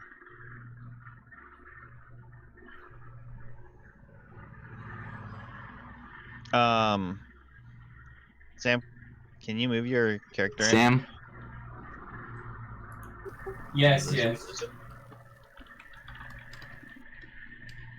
Lilith's All right. going to be keeping an eye to see if anything's going on outside of the tower. Basically, she's going to be covering the back line of the park. Okay, Lilith, make a And I perception will check. help with that. With advantage, because Matthias is there with you. Okay, so Flint, are you opening the door? I'm gonna take a Hey, listen natural first 20. because I trust nothing. Okay, make I a... will investigate both doors while he listens. Right, Flint, make a perception check. Drake can make an investigation check. So Flint has his mind on butts. Apparently. It was all those 28. butts he saw earlier. Lilith, as you look around, you don't see anything particularly weird. Anything approaching. You do see, however, now that because of your natural 20, as you poke your head out of the tower for just a moment to see something, you do notice some green shimmers across the windows of some houses. And all the way off in the distance, you do notice one of the scarecrows that seems to be just spinning around in place. Its eyes shimmer green too. And then out of the corner of your eyes, you do notice another green shimmer. This one apparently coming from all the way over to the top of the tower, as you're seeing it from the outside, and there are some openings up there. You can see this green shimmer on the top of the tower. There's scarecrows in the city. No, you can see through the city gates. Okay. Because you are very perceptive, apparently. Apparently. Flint, you hear nothing other than some of your party mates sort of quaking and shaking behind you, doing all sorts of just kind of hopping around in place, very impatient, wanting to crack some people. Fel particularly looks very anxious to bash in some skulls, and it's very distracting. Also butts. Because butts. Drake, and both doors are locked. Are they trapped? Nope, they are not trapped, but they are locked. I will attempt to unlock the one to the north. Okay. That was the door I was listening in on right there. Roll a your lockpick check. Dexterity? Yes.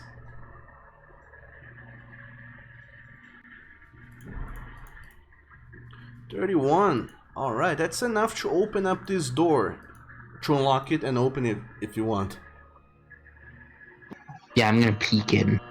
Okay. As you peek in, what you are able to see is this very short room that seems to be a corridor connecting to another room that has its door open, and through it you can see a room full of nothing. Actually, not to say that there's nothing, you do see some tossed away belongings. You imagine that some of those things apparently belong to people. You do see some sacks on the floor that apparently are food stuff. Apparently things that have been gathered from the plantations. Some of them do look like food, some of them look just like herbs, apparently for medical purposes and whatnot. And then you also see some small coffers, some things spread across the room, some clothes, some old weapons. And some of these clothes appear to be like actual leather armor and cheap armor of all kinds and sorts, but it doesn't seem all that good. You get the sense that these once belonged to the population of the city before this tower came by and took away these populations as means of defense. Okay. Hey, Doug. Yes? I'm going to... I think I can do this just without having to spend any spell points because it's with my primal awareness. Yeah, I'm going to... Yep. I can use it once. Or I can... Yeah, once without expending... I'm going to cast Detect Magic. Detect Magic. Alright. So within 30 feet of you, Matthias, you are completely unable to detect anything magical. Yep. And I'm just going to keep this up for now. Okay. So you are concentrating on that detect magic for now. You do sense this very faint shimmer, sort of like a disturbance in the air around this door, that apparently something magical was there once, but not anymore. Something abjuration-y, but it has been since dispelled. Alright, I'm going to go and check on the guys looking at the door, see what they're... Alright. Flint's eyes are glued on Dracon's butt because he can't concentrate on anything right now. I posted how Flint looks in the tabletop chat. Matthias, looking at the other room where Draken and Flint are looking at, you do sense a few, well, not a few, you do sense a very faint shimmer of magical aura coming from this pile of objects, and also to the door to your right you sense this very faint magical aura in there. Alright, I'm gonna tell them that there's something magical in the room. Something's going on magically in the room that Flint's facing. And then can I look through the pile to see if I can find where that aura's coming from? Whatever object's pulsating it or shimmering with it. Okay, just a second. Let me look through this. Make an investigation check for me. Sure. With advantage, because you know you have almost a ping on what you are looking for. Yep. While he's doing that, can I try perception roll on the door behind me now to see if I can listen into that room? No, you were still distracted because Woohoo! It's the same door. Because butts. It's the same door. All right. Nat 20. Natural 20. Oh my dog. Oh man. Oh shit. Okay. I guess that the random treasure generator kind of fucked me up here, but sure, why not? Uh-oh. Matthias, as you dig through this, through these piles of apparently old heirlooms from the people of this town, you do find a helmet. Ooh. It is a helmet, metal in make. It looks pretty dang good actually. The material is very fine, barely a scratch to be seen. However, you do see that this helmet has some sort of a. It's a helm with a sort of a crown around its head, and you can see that there's this sort of a V motif inscribed into this Interesting. into this crown. Make an Arcana check for me.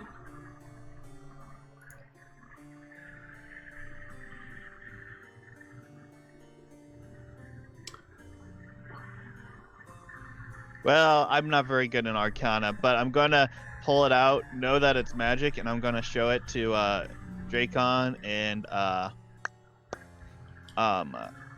in our Hantai and say, "Hey, I can sense magic on this helmet. Would either of you want to look at it?" I The hand best- the helmet to Hantai and begin trying to unlock the next door.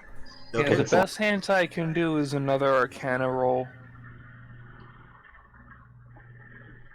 Yeah, right now I want to see if this door is locked and if I can unlock.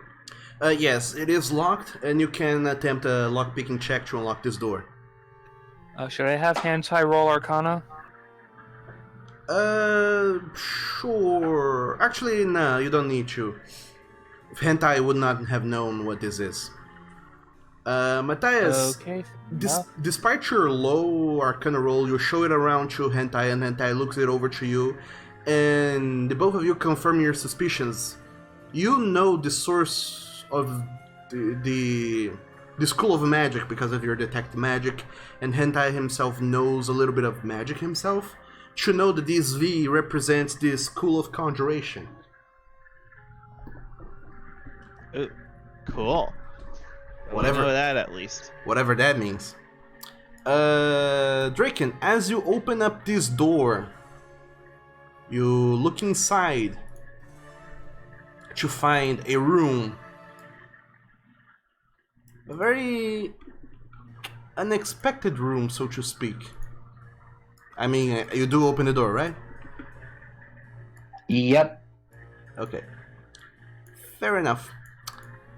Draken, as you do open up the door, which door are you in, by the way? I'm opening the door to the side. Okay, so you're right by the door then, alongside Flint.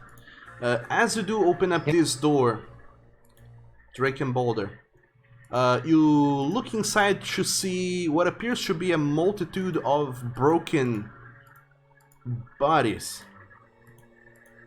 But then it takes you a few seconds for you to readjust your vision.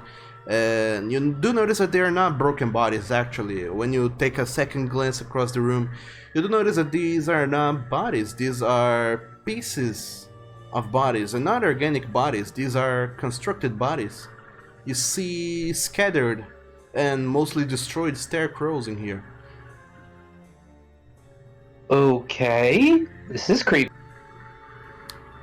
And then, as you are looking around from the door to see all these scarecrows, you do see that one of them that is out there in the middle, it does seems to shine its eye with a sicklish green energy as it looks straight to you, Draken. Hell shit! And I would like you, Draken, to go ahead and make a wisdom saving throw.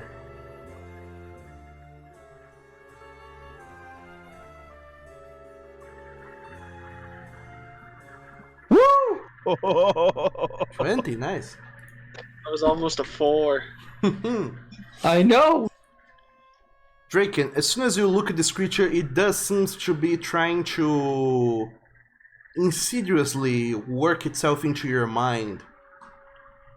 You get several whispers talking to you from an unseen source, but coming from all directions. It seems to try to diminish yourself, your own being. It is trying to diminish your sense of self, trying to make you lose yourself in your own mind and take control of you. But you shake your head with determination and you look at this creature and you are completely unscathed, but you know that this creature tried to take control of you. I immediately shut the door and go, "Don't go in there." What? Scarecrow. Why don't we just open the door, I toss in the grenade, we close the door, and call it a day? You don't have to look at it to lob a grenade. You just gotta roll it along the floor. Exactly. Open the door, toss a grenade in the general direction, close the door, call it a day.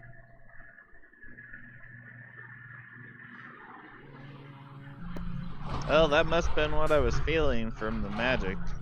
Yes, Matthias, But why do we need to destroy it at all if we take out the thing that's controlling them?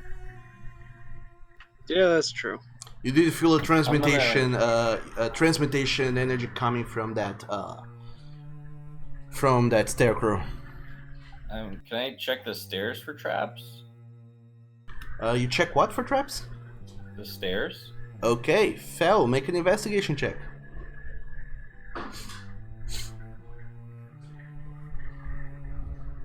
With the delicious -1.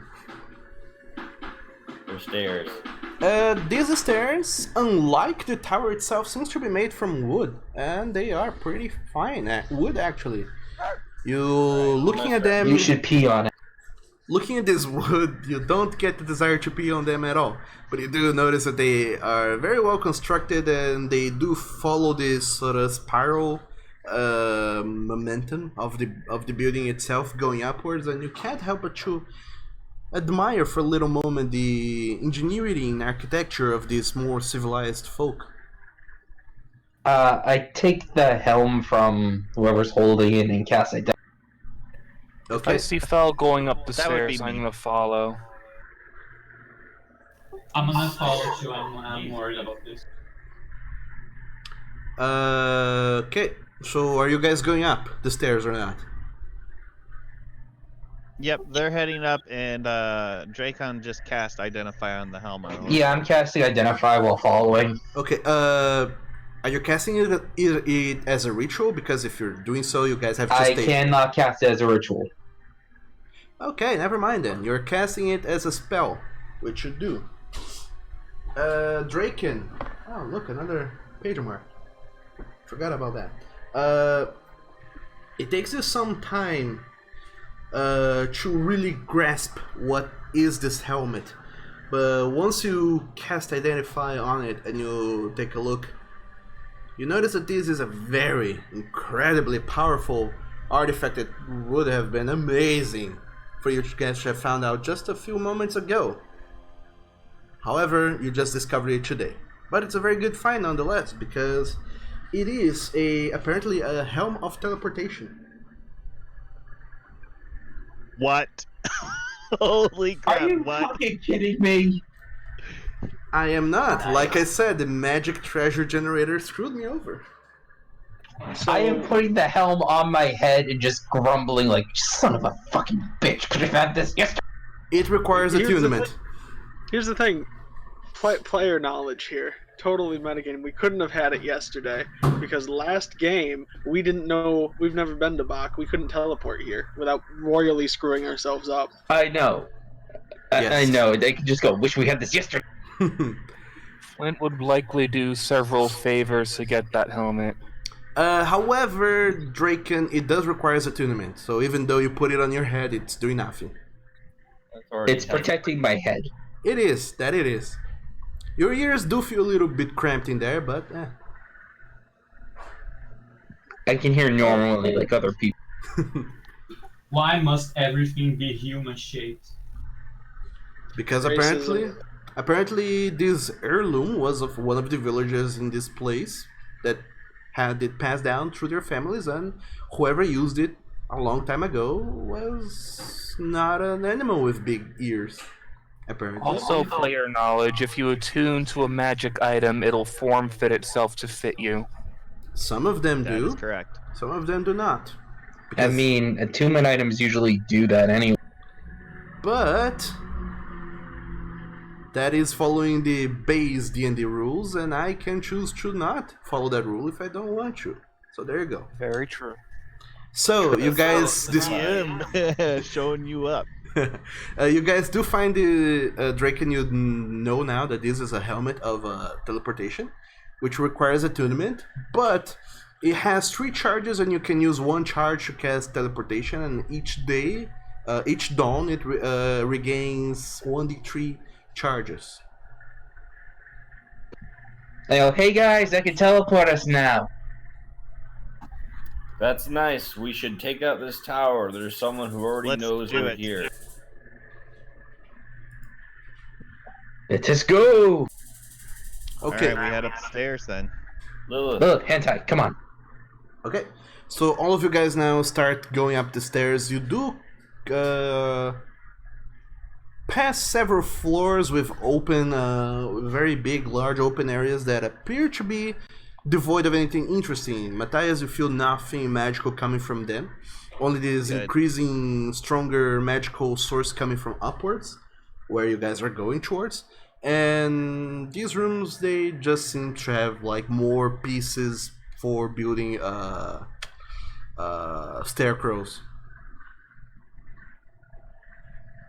The destroyed scarecrows, even, and other scarecrow shenanigans. But there doesn't seem to be anything super interesting in them. Sorry. Okay, so as you guys all run up the stairs, you do finally come up to the last floor. The staircase, they seem to end on a trapdoor on the floor. Apparently that leads to the attic of this tower. And that's where you are, Bean Squad. What do you wish to do against this mean trapdoor, stopping your progress? Well, I'm going to investigate the door. I'll try and listen in and not get distracted by Fell's butt. Sure. Go ahead and make a perception check, Flint, and Drake can make an investigation check.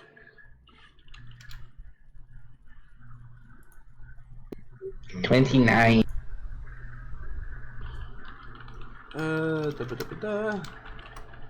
Sorry, I'm just looking up something that I forgot to prepare.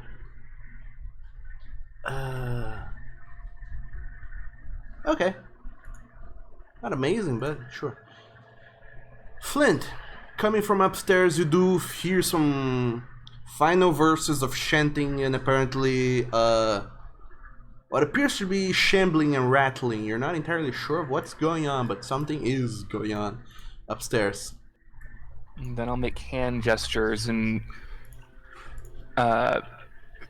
with my fingers sort of tell the rest of the party how many people I think are in the room. Come again? I'm gesturing to the rest of the party, letting them know that there's people or something in this next room. Sure. My guess is Lilith, Grath, and Drake are looking at him like, why do you want a fish sandwich? Draken, your investigation returns to you that once again this door is trapped and it does not seem to be locked though. Is the trap arcane in nature, or can I disable it? It is a magical trap.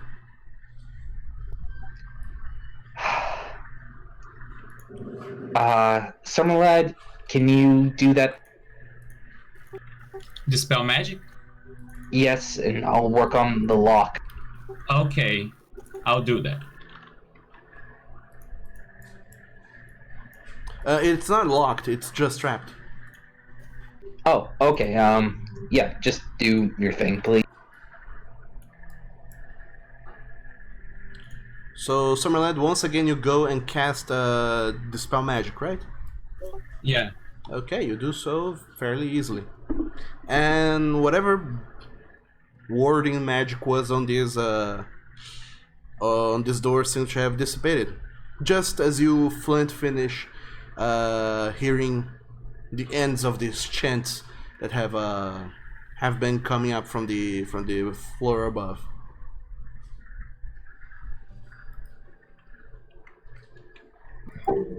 I'm going to sneak ahead through the door.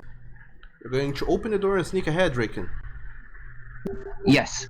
Okay, I would like the rest of you to go ahead and give me a march in order. Well, I'll be directly behind Dracon in case he does something stupid. I'll be third. And then I'll be behind Fel. After Matthias. After Graf. Could you guys place your characters in there to make my life easier a little bit, please? Just so I know how's it going.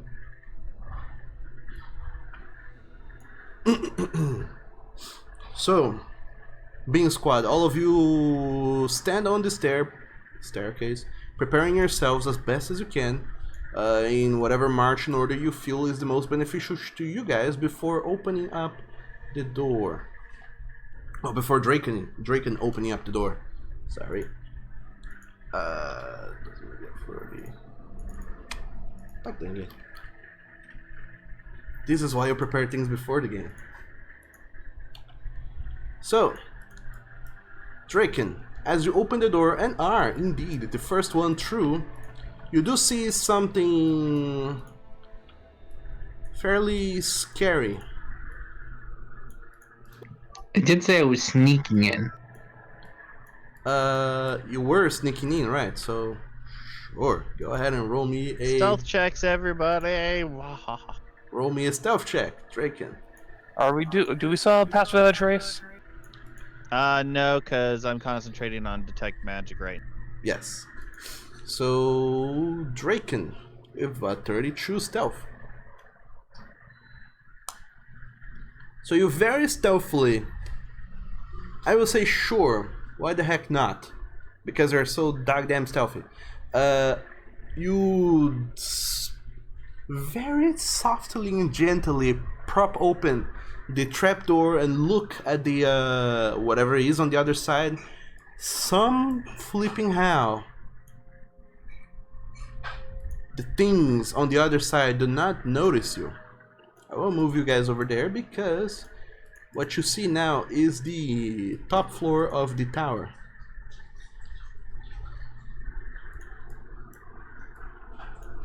All of you guys are coming in from this through this trapdoor here. Draken, what you see inside is apparently a room packed full of creatures. Except for that. That one is not there. Sorry. That have not seen you. Opening up the door, apparently. The player thinks he knows what those two QB things are. But Flint has no idea. Flint has no idea, but the player thinks he knows. Oh boy. Yeah, those aren't they? Because I've got an idea of what they are too. Same. Okay, let me pull up the sheet for this character.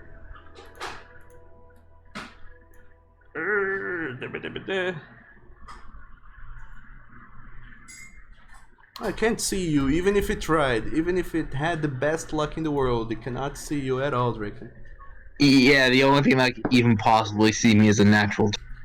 Even then, probably not, because with certain modifiers there, it probably would only come up to a 20-something. So you are, in effect, invisible as far as that goes, I think.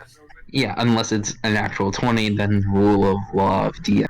Regardless, Draken, you see several creatures within this room, and you do see the creature in the back.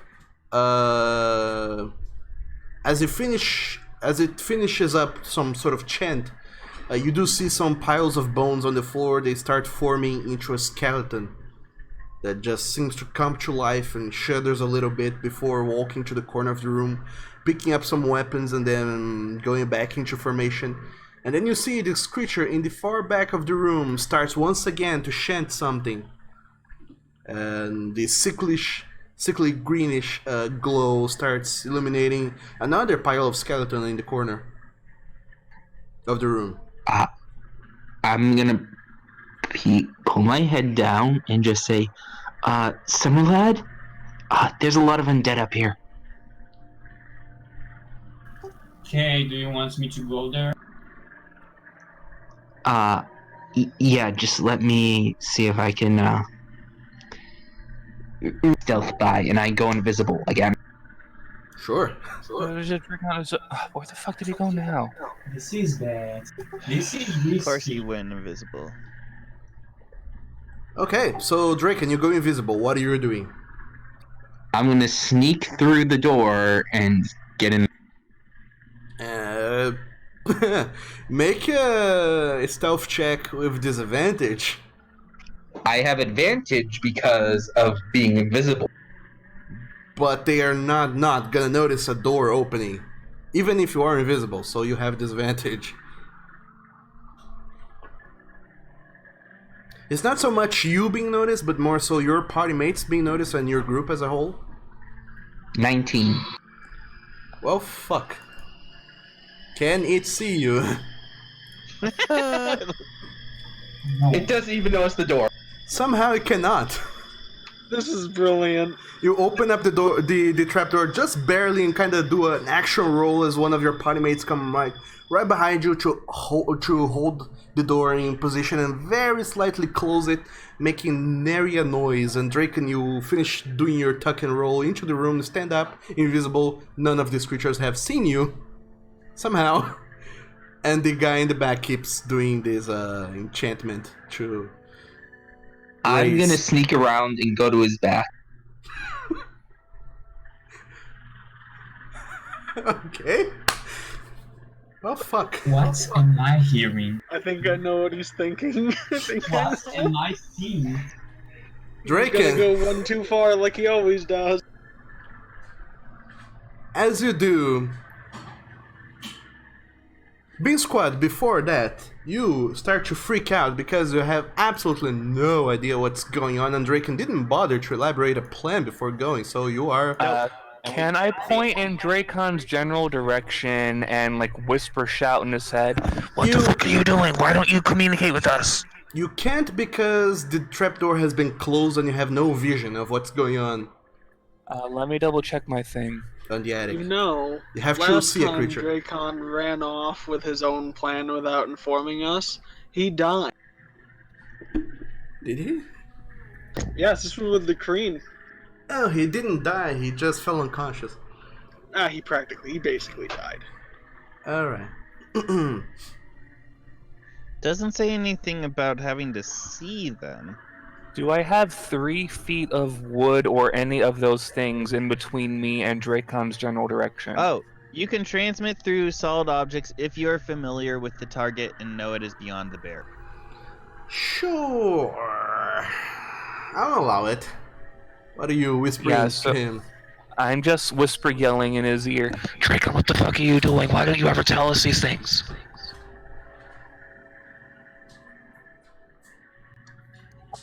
Draken, however, you cannot really reply without possibly breaking your invisibility, your stealth, because it is a very quiet room and you're gonna be talking to yourself behind the creature you are stealthing on. Even though it says that it can reply in a whisper that only you can. It's telepathically. Never mind. Forget I said anything. You can reply. What the hell, Doug? I telepathically reply, come through and I'll stab this guy in the back.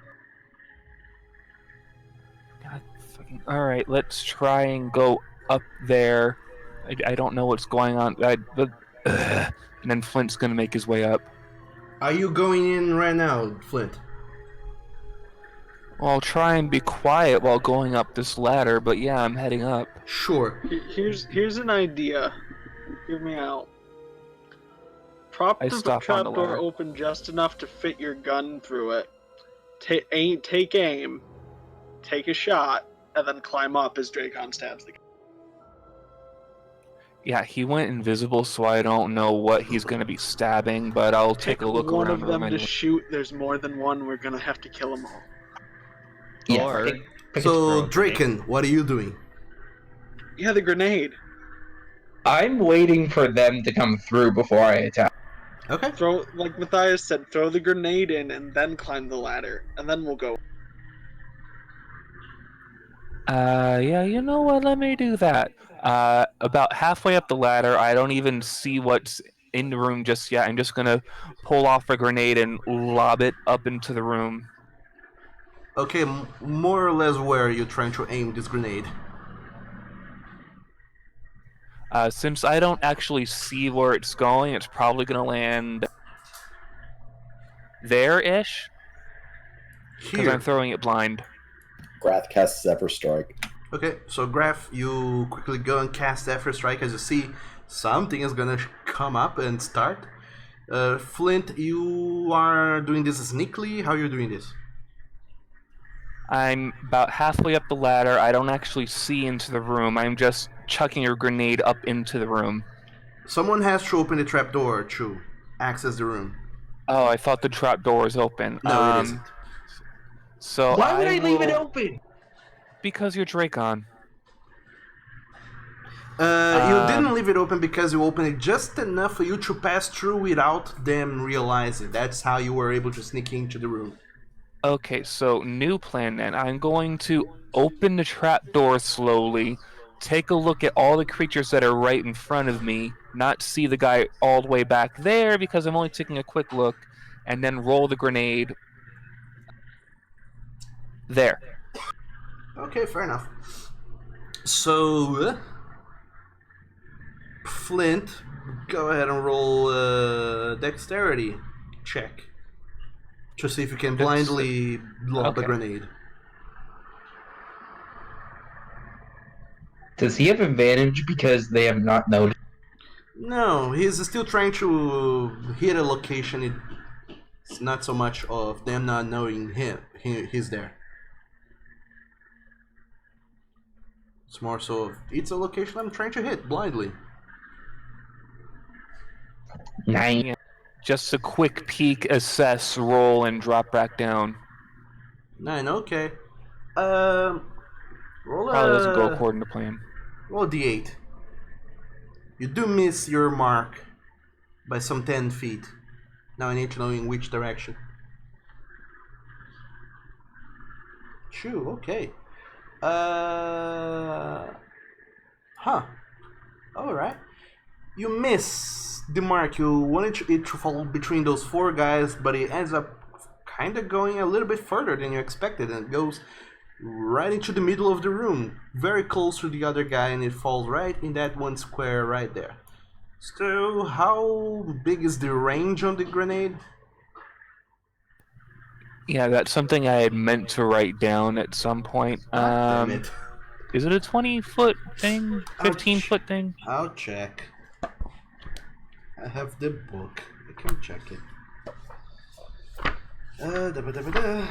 Bombs. Grenades. It's a 20 feet radius. So if it falls down there, it hits these creatures. All of the creatures, in fact. Even the guy that's right behind Draken. But it doesn't hit Draken, luckily. Just barely doesn't hit him. And what are the damage dice so I can write that down? God damn it. I'm sorry, Doug. You need to write this down. I'm It's your writing bread it and down butter. right now. I thought I had it. I just closed the book. Shit. A grenade is... Each creature makes a DC 15 dexterity saving throw. And they take 5d6 piercing damage. Write that down. Or half on a successful save. Please, write that down. I got it written down. 5d6 is solid. It is. Here's how I have it written down. It's amazing, in fact. Cool. So it falls down there, hits all the creatures except for that lone skeleton close to the trapdoor. All of them makes a dexterity saving throw. It doesn't hit these two, I think. Yeah, it does. It doesn't hit 2 or 3. Really? Yeah, number 2 is just out of range. What a Just crap out of roll. Oh, okay, cool. Fair enough.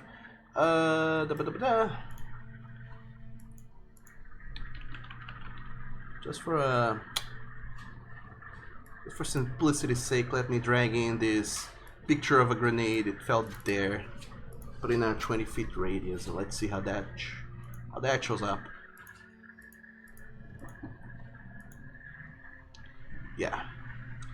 I am just outside. I would say that it does hit number 2. More than half its square is, oh, actually, exactly half of its square is fueled by the arrow, so it does hit. So you hit more than you initially thought? Okay, so that's gonna be, but it just barely hit you, Draken. So this guy's gonna go ahead and make a dexterity saving throw, which he fails. Damn, not a good beginning for these guys. Yeah, but I rolled 1, 1, 2, and 3 for those damage, so that is crap. So that and that. Did it go? Those 2 guys failed. How about the Skellies? They failed. Damn. What about those big blobs of things?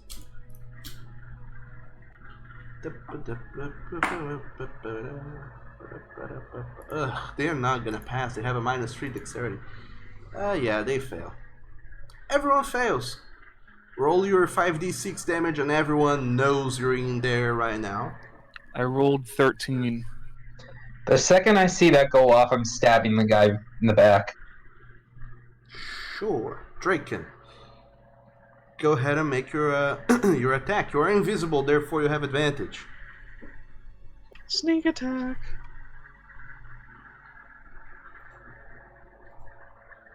Ugh.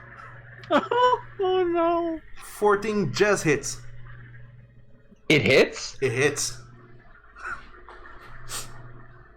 Just enough. Lucky you lucky bastard.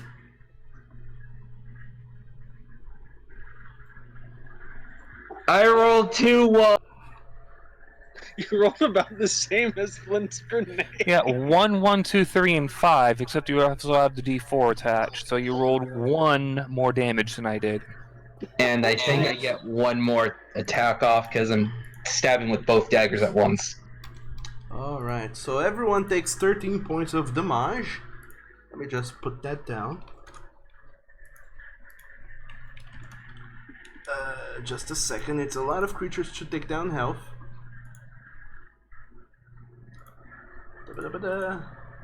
-13, -13. And for this big fella right there in the back, it's a -13. And then 20 on that damage. Like them. And then Draken, you go ahead for another stabby. 29 hits. Roll for damage. Hang on, I rolled the wrong. Sure. At 29 would have been awesome. 24 hits. 5 piercing points of damage. That's good enough. Cool. I before E, except after C.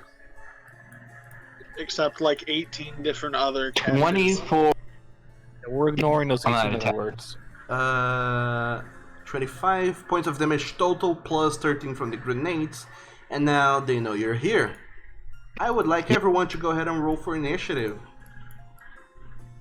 Can we arrange ourselves, or are we just gonna have to pile in? Sure, you can arrange yourself, and I would say that you can go on a two-person width line. It's a very broad stair. 22. So yes, do go ahead 13. and rearrange yourselves there. 2 people in the front, 2 in the middle, 2 in the back, and then one Raring to go. random person Ah! somewhere else. Me and Flint in the back.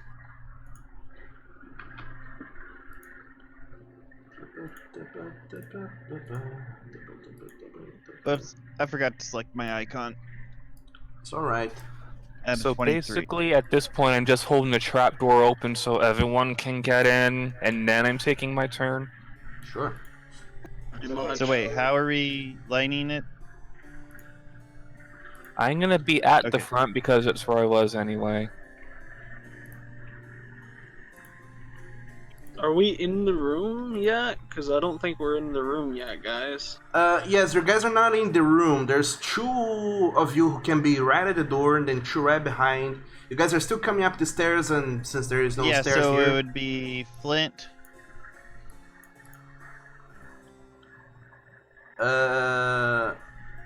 I'm at the door regardless. Okay, there's because I Flint. just threw a grenade. Flint on the door and someone else on the door. I would say Fel, you're on the door, so you're right there. Okay. Then right behind the two of you, there's Matthias and Summerlad, then Graf, and then on the back, Hentai and Lilith. Yeah, that formation works. You guys are still on the stairs coming up. Let me finish rolling initiative for these guys. There's way too many of them here. And then this guy here, he's a different guy. I mean, it's less number of people than in Bad's camp. Lucky us. That would be bad. And he rolls for his initiative. How do I do that? There we go. Could be better. So, being squad, as soon as Flint lobs up a grenade and you just hear this very loud, cacophonous boom go in, almost deafening you guys, even from the staircase, and you, Draken, you are almost pushed back by this explosion.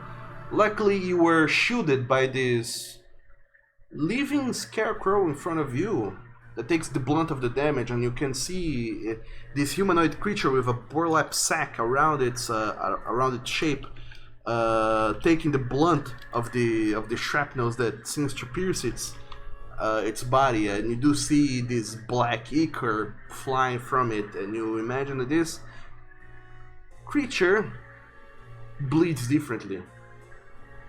And just as you finish stabbing it, it seems to take notice of you down there, and it seems to start to look back to see who is daring to stab it, and that's where we go into combat. So, I say hi. Fel, you're up first. What are you doing?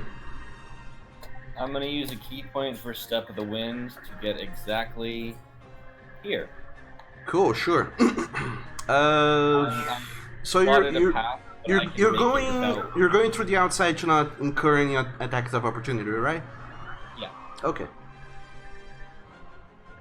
And I'm going to grapple with advantage because of pack tactic. Okay. Fire enough. Insert meme Sam made yesterday.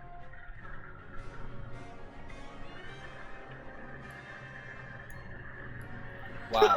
You rolled the exact same. The dice hit each other. Trav, alright. This creature is gonna try and contest. Because being grappled is no fun. And it rolls a 22, so it's not grappled at all. As you run up to it, it just slaps off on your grabby paws and tries to regain its posture as it slowly turns towards you. I'm going to swing for my second attack with the bullet claw dagger. Okay, roll an attack. You are trying to beat a 14 to hit. Sure. Crit right off the bat. Natural 20. Alright. Go ahead and roll me your damage. Dog them monks. Even when they don't grapple, they're still good. So that's 8 points of damage. What else are you doing? I will use a second key point to stun it. Sure. It's a Constitution saving throw, right? Yes. DC 15, I believe? I think my DC went up. To 15, I believe. Proficiency is now 4, right? Yeah. Yes. What's your wisdom? 4. 16. Yeah, 16. Oh, I lost my paper where I had your guys' DCs written down. Oh well. I have to figure that out again. Anyway, 16. Let me see. He rolls a 14. He's stunned. That's my turn. Cool. Matthias, you're up. Fun. Can I get up into the room? Yes. There is a space open. Alright, so I'm gonna get up into the room, and how much movement would I have after that, would you say? Because I have 35 total. Into the room. Let me see. Yeah. You would be entering. You would be right beside where Flint is, right over there, and then you still have your 30 feet of movement. 30 feet? Yeah. So or 35. Would I have all my movement? Because. No, you did use some of it to get over there where you are right now. Okay, cool. There's some steps. Then I'm going to move over here. Okay. And then, oh, this is going to be fun. I'm actually going to take one of the javelins that I have, and I'm going to use it to do...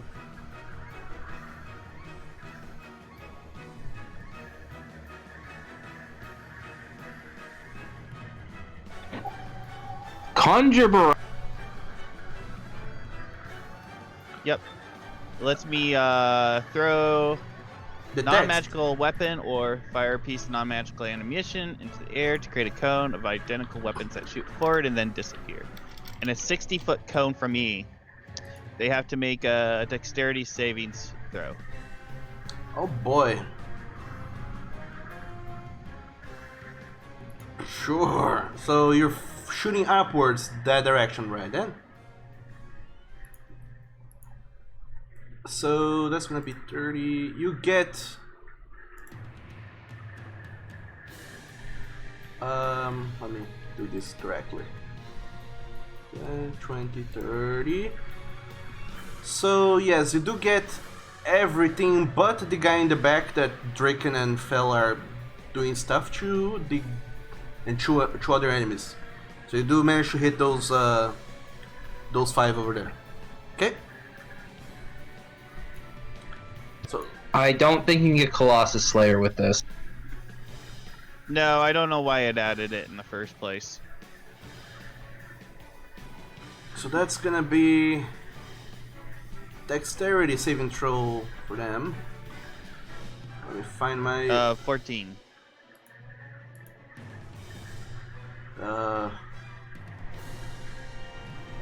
Let's shoot them. And that. Probably they all fail. No, one of them make it. Number 2 over here, he makes it.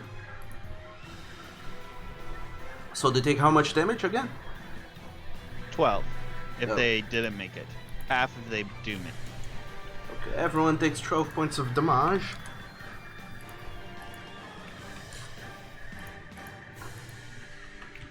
Except for this guy, he takes only 6 because he is cool like that. Now, for these guys over here, they are dead-o. These 2 skeletons here, they break down into shambles. Neat.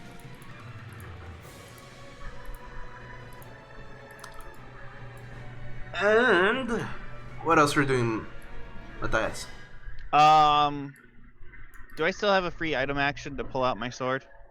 Yes. Or would I? Okay, I'm going to use that for that, and then as my bonus action, I'm going to Hunter's Mark the skeleton that's next to me. Okay, he is Hunter's marked. It is Hunter's marked. And I moved enough so that I'm out of the way of anyone else getting in. So, all good. And that would be my turn. Okay, next up is didn't want to do this, but the guy in the back is gonna use its legendary action to remove its condition. Really? So it is no longer stunned, but it is out of legendary actions for this turn. Doug doesn't like how much we've been stunning things. So next This up is is you, true. Graf. Grath is going to move Okay. to Matthias. And that should have been 20 feet. Am I correct? It would actually be 15. No. Yeah, 20, sorry. 20 feet. And I'm going to use my crossbow and shoot the guy that is in front of Drake. Okay. It's a long shot, but you can make You it. get sneaking colossus. And Zephyr Strike, which means disadvantage. So, okay, make your shot. You're looking to beat a 14 to hit. Come on, natural 20. This poor guy. You fell victim to the rogue with expertise. 17. Hits. Roll damage.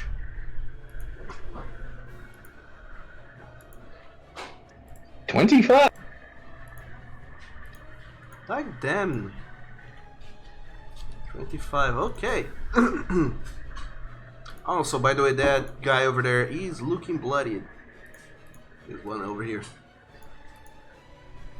Then I'm going to use the rest of my 65 movement with Zephyr Strike. Okay. Move up to this guy and use my bonus action attack on him with a silver short sword. You still have your second attack. I'm assuming that I had to put the crossbow down, and that's why I didn't take it.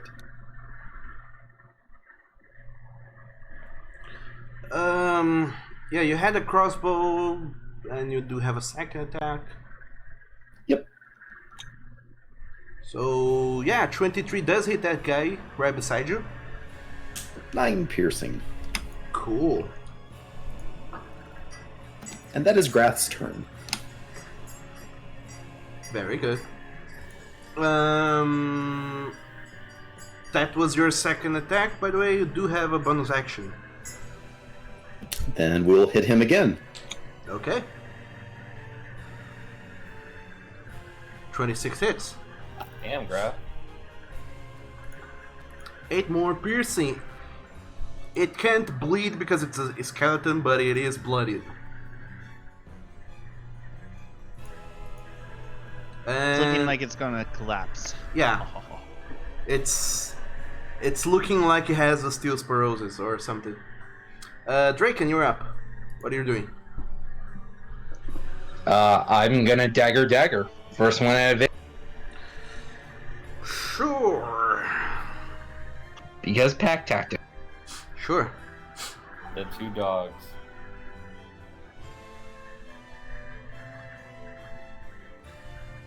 Hits.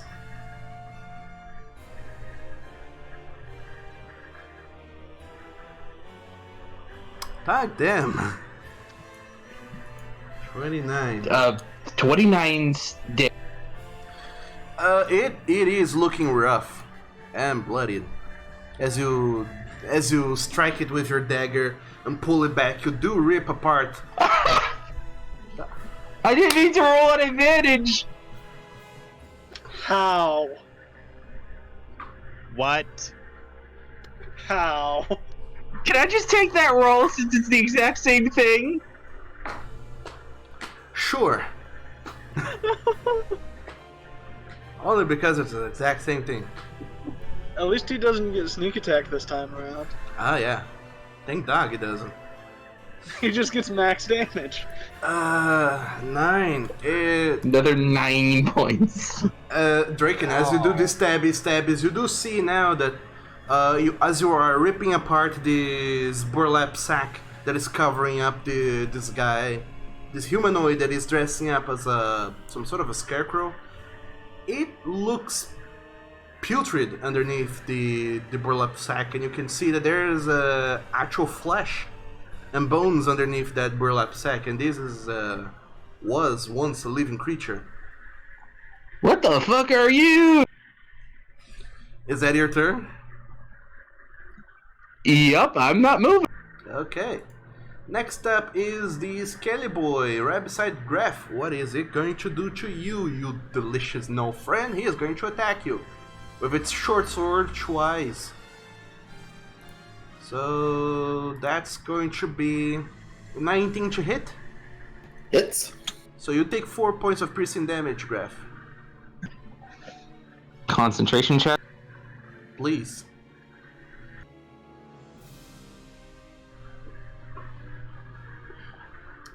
The second attack misses, but you do also lose. My Zephyr Strike is gone. There you go.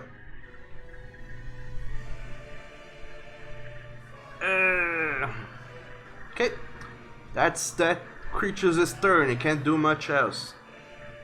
Hentai, you're up. You're down the stairs. What are you doing? Are those things ice cubes or what? You can't see them. You're far away. You would have to walk up. You can see that they are gelatinous blobs. They seem to be some sort of slime formed into a somewhat symmetrical square, but it keeps wiggling and swirling in place. It's Oh no. weird looking. I've seen those before. I don't think you have encountered this before. You have no idea what these are. Different campaign, Doug. You have no idea what these are. Play with I it. have no idea what those are. There you go. So, Hentai, you do use up your movement to get up the stairs right beside Flint. What are you doing?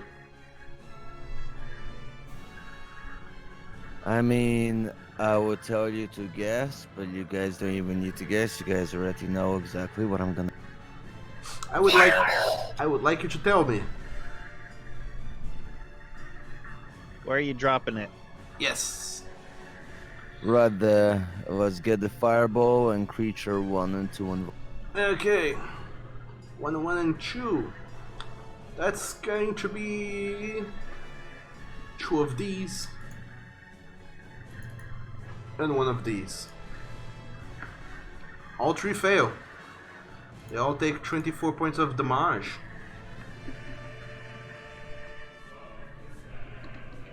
Not even gonna bother with the damage calculations. This creature is dead. This creature is dead.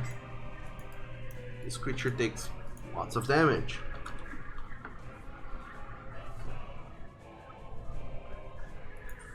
And that's your turn, I believe. You have a bonus action.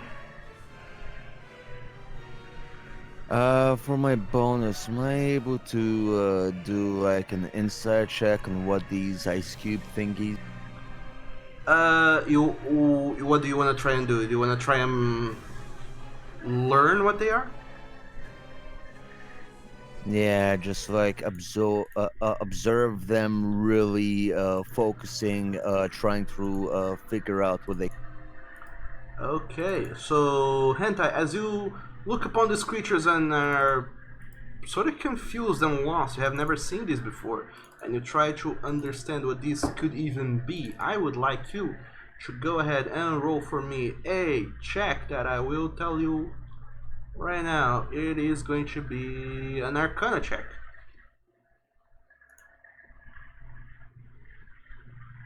9. Fail. Not entirely sure of what these things are, but you do know that they are somewhat natural. They don't seem to be precisely created by someone or something. They do seem to be currently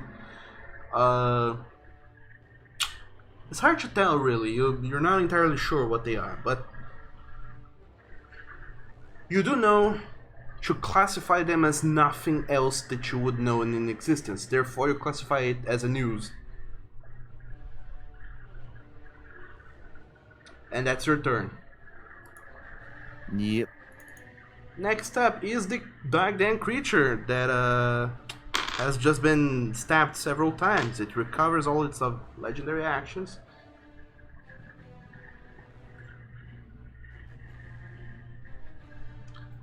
And it is going to go ahead and... Oh boy.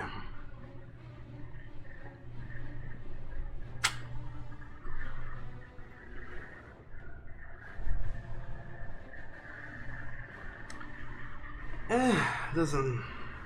Sure. Sure.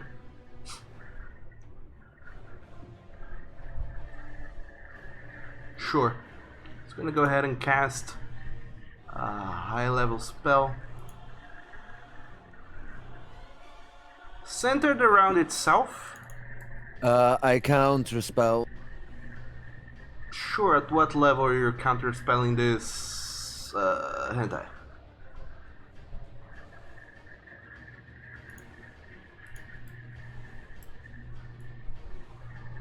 Z?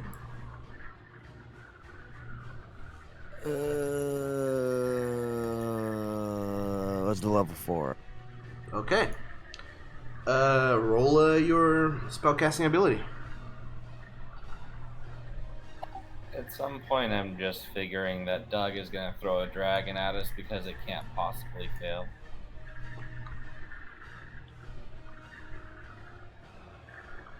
It would be nice if this thing was a little bit more manageable, but anyway. Okay. You can hold down the Alt key and move it to anywhere you want. Yeah, I'm trying to get it the size I want. That's the tricky bit. Fuck it. That was it. Until just now, that grenade looked like a mug. It does. Okay. Holy damn.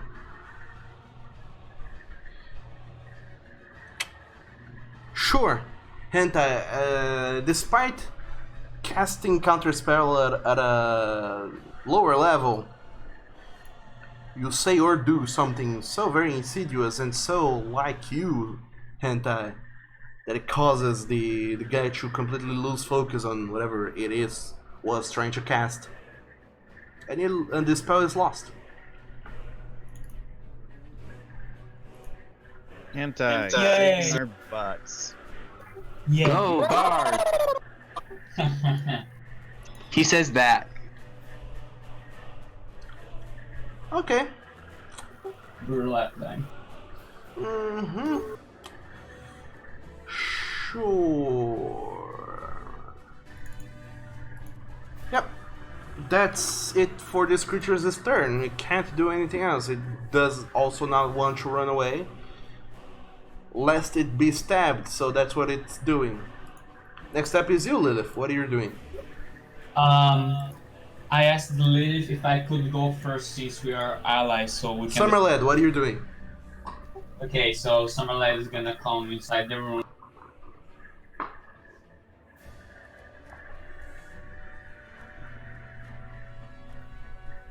I'm gonna sit this side, say what I typed in the chat, and then I'm gonna cast Wall of Light.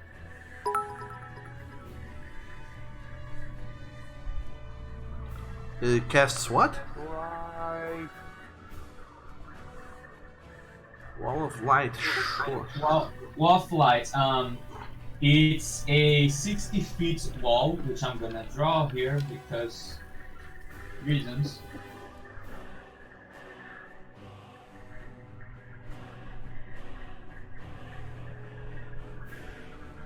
Because we don't have brushes, and when the wall appears, each creature in the area takes damage if it fails, and is blinded for 1 minute. Okay. And creatures that end their turn on the wall takes 48 damage. So you're casting there. These two creatures are gonna go ahead and make a con save. Let's see how poorly that goes.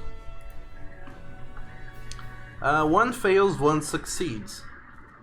Okay, and then I'm gonna shoot the beam of light at this thing. If takes full damage, this takes half, which is 13, and it neither is blinded. And you're shooting a beam of light. Is that what you said? Yes. Sam? Yes. Look at the spell description. There's more. Dang it. For my own reference, when it comes around to my turn, can I shoot through this wall? Yes. Until the spell ends, you can use an action to launch a beam of radiance from the wall at one creature you can see. However, you just use an action to cast the spell, so you can't do 2 actions per turn. Oh, it's an action. I thought it was a bonus action. It's an action. Both casting the spell and doing its effect. You can't see through the wall. It blocks line of sight. Ah, dang it. Let me roll the damage for the thieves. Come again? The damage, since someone failed and stuff. I didn't get what you said. He's gonna roll damage. You already did. Wasn't it 27? Or was it your hit? Oh yeah, it was. This was 2 hits, not damage. That was Okay. So roll damage. 19. It takes the full blunt of that. This takes half, which is 9. Neither is blinded. So you have a bonus action, Summerlad. What are you doing? Nothing. I can't do anything more. Okay.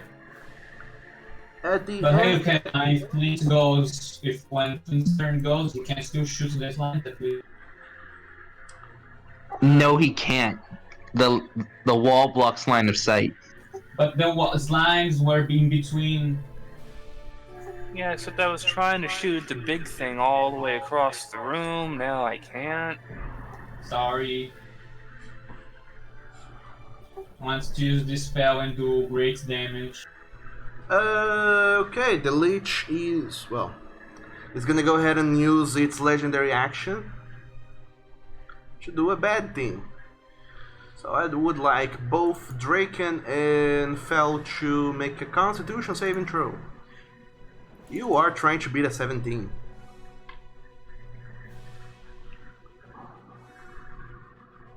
You don't have advantage. Neither of those beat a 17. That doesn't either. Okay.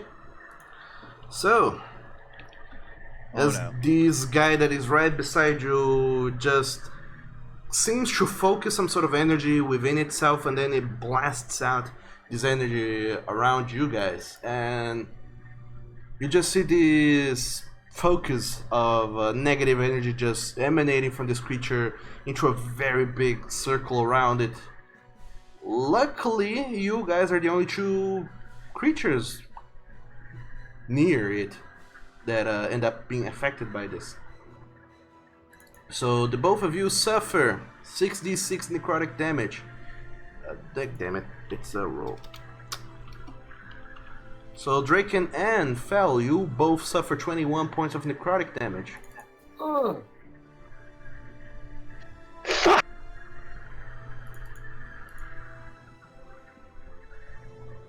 As this creature just turns back to eye both of you and says in a very raspy voice, "You know not what you are meddling with. Begone you." Lilith, what are you doing? Okay, so because I'm still on the stairs, Mm-hmm. so it says it's 15 feet to get outside of the door, but that doesn't count verticality. So how far would that be really? It would be 15. The verticality doesn't matter that much here. Yeah, sure, 15 feet. That's good. Parkour.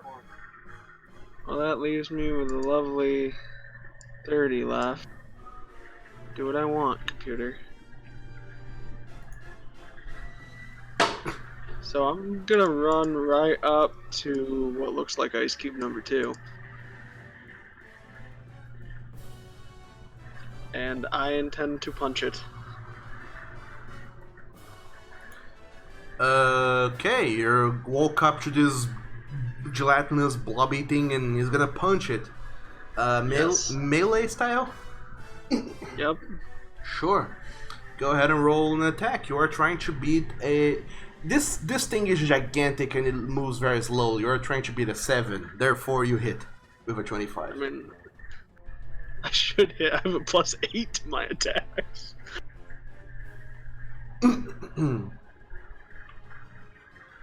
So then there's 8 damage. Alright, however, Lilith, as you punch, your fist goes into the creature as you're almost as if you're punching kind of solid water. It feels like several thin sheets of ice laid upon one another, and it feels like you're punching goo pretty much. And as you pull out your hand, it is numb. You do take 3 points of acid damage. Okay. From punching this creature. We're gonna finish the attack action. So that's another punch with a 13, which you said I had to beat a 7. Yes, so it hits. So that's 6 more damage that it takes, and then I take more acid damage. Yes, you take 4 points of acid damage. Okay, and then we're gonna do something new. We are going... Oh no. How many can I use? We're going to use 3 key points. Oh no. 3. And you're gonna see Lilith just hold out her hands, pointing right towards it. She's gonna take a deep breath, and then she's just gonna breathe, and the air coming out of her mouth is going to combust as it passes over hands and shoots forward. Oh my god, Cat, what are you doing? Shoots forward and burns the cube, because I am casting... What level is this normally? Burning Hands at 2nd level. Awesome. As a bonus action. Okay. Sure. Because that is a thing I can do. Awesome. Cool. I don't know how burning hands work. I guess you roll damage and it makes a dex saving Burning throw? hands is usually 3d.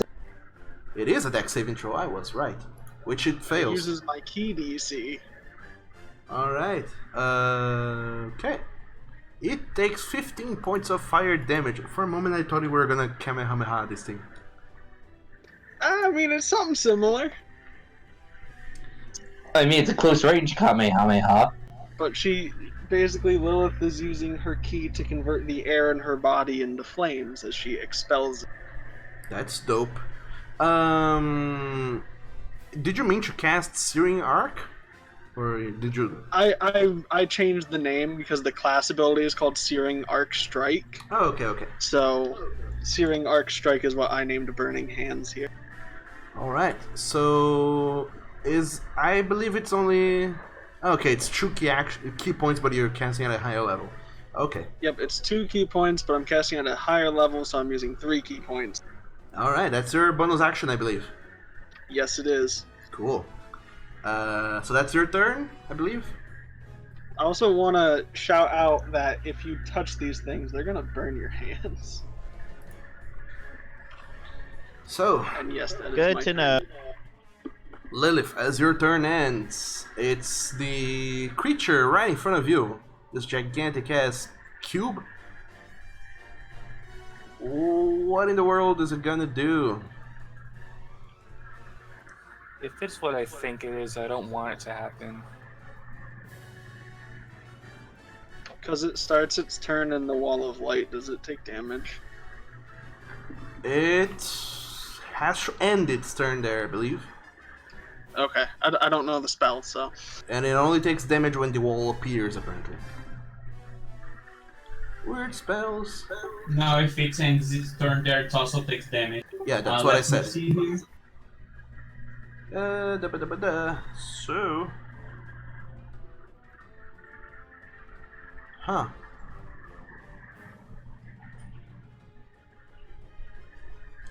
What this thing is going to do, Lilith?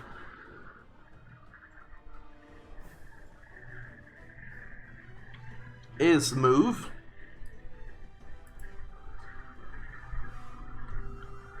sort of through you, and over here. How thick is the wall again, Summerland? Is it 5 feet thick? Let me see here. 5 feet thick. Okay, good enough. So it moves over there, and it's gonna go ahead and attack you, Lilith. So that is going to be a 20 to hit. Hits.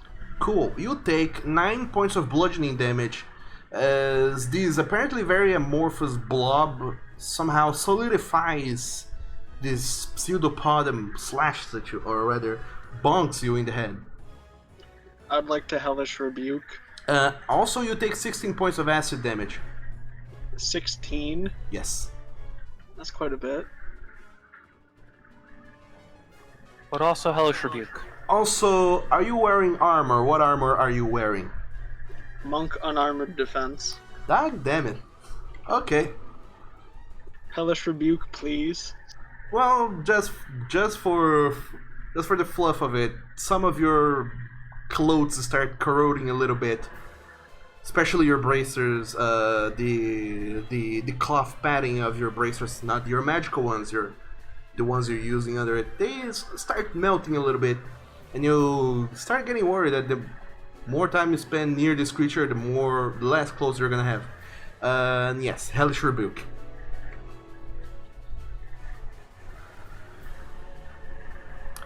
This has a negative deck, so it might actually take full damage. Somehow it made it. It rolled a 13. God damn it. Wow. So that's gonna be 9 points of damage from its Hellish Rebuke. If I'm correct. Yes. Okay. And that's these creatures' turn. Next up is this guy. He's dead. The guy is dead. True. So it's the other Duderoo. It is going to move over here and attack you as well, Lilith, because it can't attack anyone else. So, no, Kuhn, that's Final Fantasy music. They're made by the same person, so. Yeah, there you go. So it rolled a 17 to hit, which would miss, but because it's flanking you, you get to add a d3. So it does a +1, which brings it to 18, which hits. That's correct.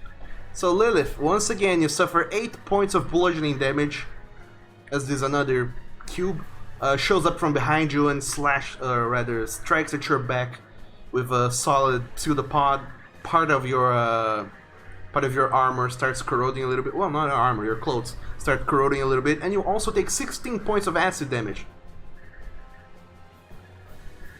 All of you guys look as Lilith is bloodied.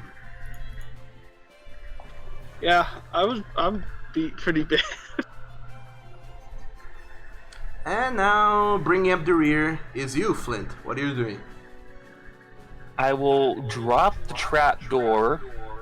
I will whip out my rifle, start moving around the room to the left, and take a shot at number 1 since it's behind Lilith. So let me see. Okay. Also, because the thing ended its turn on the wall of light, it takes damage. So, Summerlad, if you would like to go ahead and roll 4d8, please.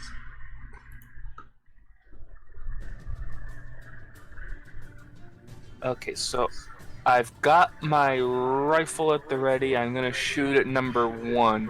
Okay, roll for an attack.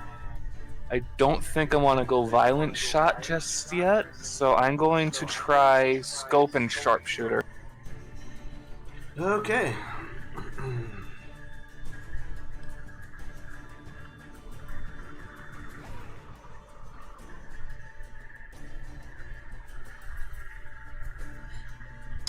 Sam, are you there? Roll 48, please. He said it earlier, BRB. I don't know. Yes, if I'm he's back now. That hits, Flint. You're trying to beat a 7. A 7? Yeah, for these big QB blobs, you're trying to beat a 7. So I'd pretty much have to not roll a gun jam and I can hit it. Pretty much, yeah. So roll your damage. Oh, Doug gave you something you could hit. Yeah, look at you. He didn't even need to roll that high to do it. Oh, I forgot to turn on sharpshooter damage. I need to roll the wall of light damage. Yes. Add just 10 to that because I forgot to turn on sharpshooter damage. Okay, so that's That'll be 19. first. It takes 27 points of damage from the wall of light that Summerlad had in place still. It just takes the damage. It doesn't even get to roll. New Flint hits it. It takes 19 points of piercing damage. Cool. It splits into 2. It splits into 2. Yes. Okay. What? I know Oshar Jellies can do that with slashing. That's player knowledge there. Okay, I don't know what these are anymore. Doug made something up. Quite possible. Doug's having fun. I'm going to use my second attack to reload, and that will be my turn. Okay, fair enough. Fel, you're up. There's a wall of light blocking you from your friends. What are you doing? Well, got an enemy in sight, so we're going to retry to grab him because I don't want him going anywhere. Okay, so go ahead and roll your grapple. 24. Is he going to beat it? He didn't. He rolled a 22. He is grappled. All right.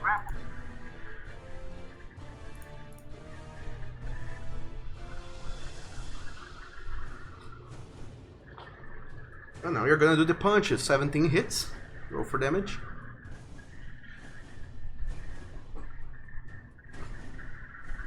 Nine. And then?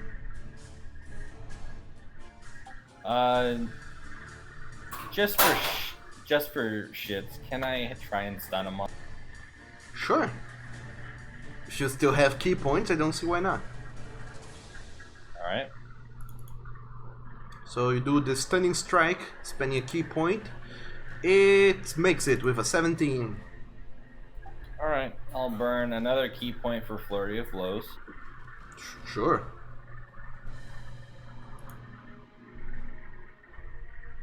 One of these hit.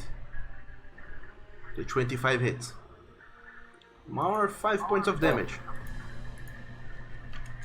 And we'll try another stun. God damn you, stop it. I have key points, dog. He rolls a natural 1. Are you happy? Extremely. That's the end of my turn. God damn you. Let Matthias. the monks be monks, Doug. Can I knock him prone as well? No, you cannot. Matthias and Graf, you're up. All right. Wait, isn't I'm knocking going him to. prone part of flurry of blows? Is it? Yes, but I don't think it would count with the stunning strike if it happened on the same turn. Stunning strike is upon hit. Flurry of blows is part of flurry of blows with the Yeah, proning. it's an open hand thing. Okay, so to Yeah, knock it, Fel, to knock it prone, it makes a saving throw. What is it? A dex save of 16 or higher. It fails. It can't. It's stunned. You know that. It is prone. Yeah, but I just want to say, for my argument here, for Doug's sake, is that it's happening simultaneously. So, Matthias and Graf, you're up. What are you doing? Cool. So I'm going to move up and flank against the skeleton with Grath, and I'm going to swing at it with my sword. Sure, roll one attack.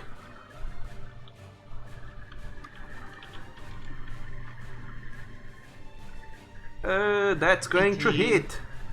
Okay, hits. Roll damage.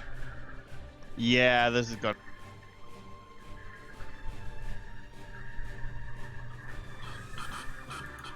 It's So dead. 23. It is dead. And using my bonus action, I'm going to move my hunter's mark onto the big old blob thing, Sure. It's Hunter's Mark now. and I'm going to swing at it with my sword. Okay, second attack, swinging at the big blob. Do your thing.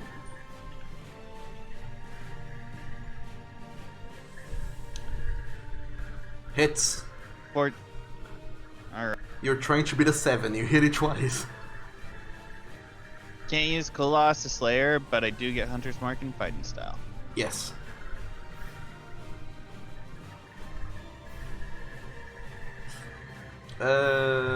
It suffers 16 points of damage. Yep. And it splits into 2. Gosh, freaking. Of course it does. And that was my bonus actions, and yeah, okay, I'm good. Alright. Graph. Grath, seeing it split, will move up to there so that I will flank it with Matthias and will attack it with my short swords. Okay. Roll your attacks. Is it considered damage so I know whether to toggle Colossus Slayer or not? It is. That's actually arguable, but sure it is. Well, that's why I asked. I didn't know. I would say that it is.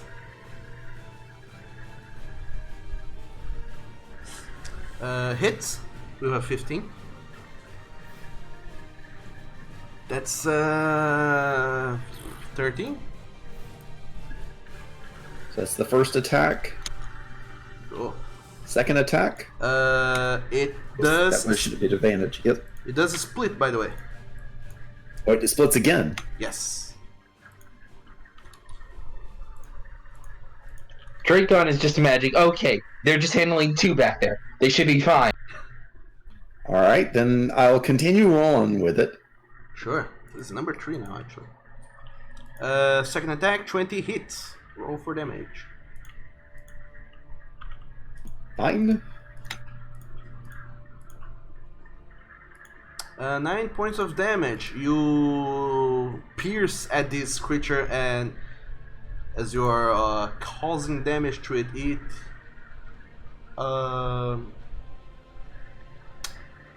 it cannot hold its form any longer, and it melts into a puddle and dissipates.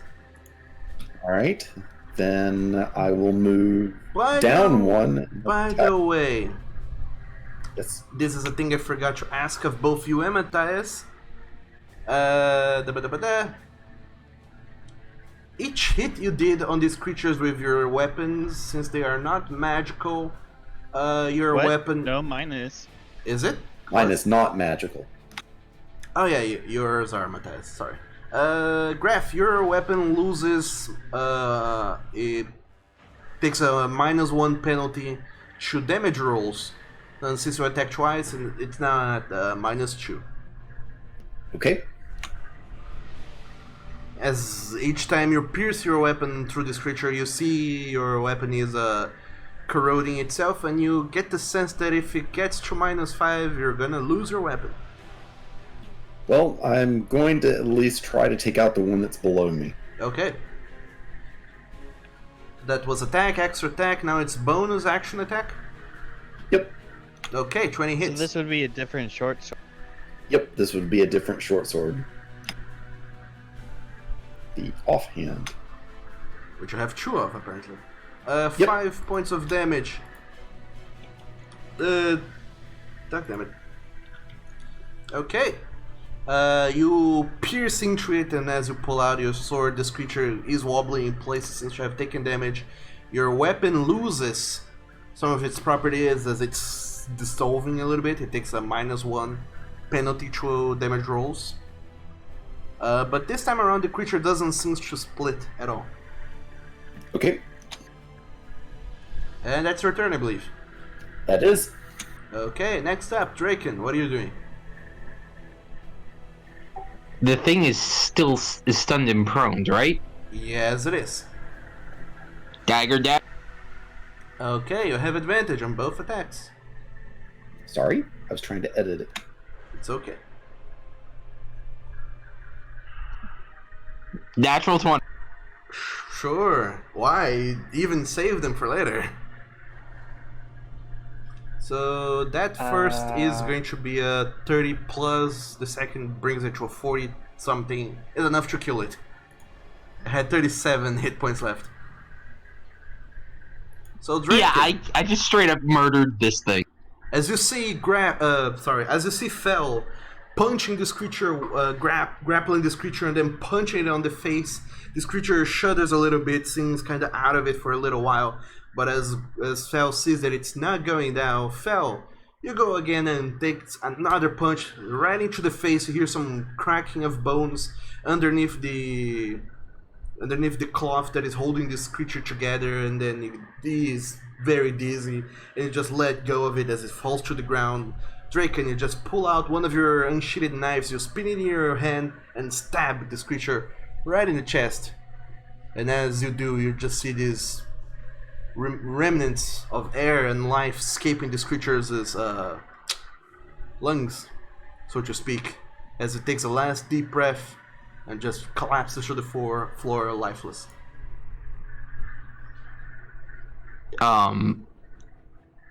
We did it, Fel, together. Now we should probably help the others if they need it, but I bet they're fine. I bet there's only like one left. Yeah, whatever it hit me with, it felt bad. And I use my bonus action dash to get there. Okay. Running around the wall of light, you do see your party mates fighting these several minute blobs of gelatinous something. However, you do at a glance notice that Lilith is very bad. I look over to Fel and yell, "Okay, I was wrong! They need it!" And that's her turn, I believe. Next up is Hentai. Yep. What are you doing, Hentai?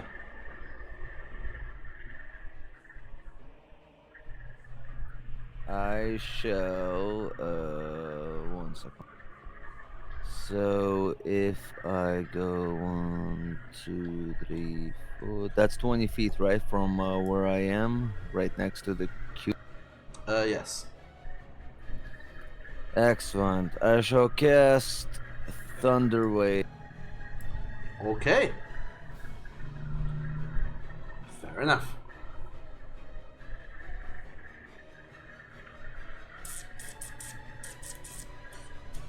It fails. It takes 8 points of thunder damage. Just as you walk up to it, Hentai, and you... That is a 15-foot cube, just so you know. So does it get number 4 as well? For you to get number 4... I never know if Thunderwave. Let me read up it again. It's a 3x3 cube. It has to have Hentai in it somewhere. So he could, in theory, angle it so he can aim at number 4 also. Sure. So 5 and 4, both of them are going to do the con save. Both fail, both take 8 points of damage. And both get pushed 10 feet. So and both are pushed through the... Hentai, as you walk up to them, you just, using your bardic powers, you shout out words of power and you amplify them enough for it to be enough to shake and quake the room with the thunderous volume of your voice as you cast Thunderwave, and these sonic blasts of air shakes these blobs tremendously, and they just melt away.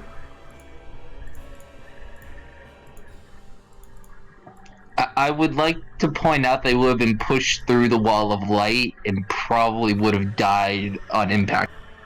Actually, no. You can cross the wall harmlessly, apparently. You just cannot end your turn on the wall of light. But anyway. What else are you doing, Hentai?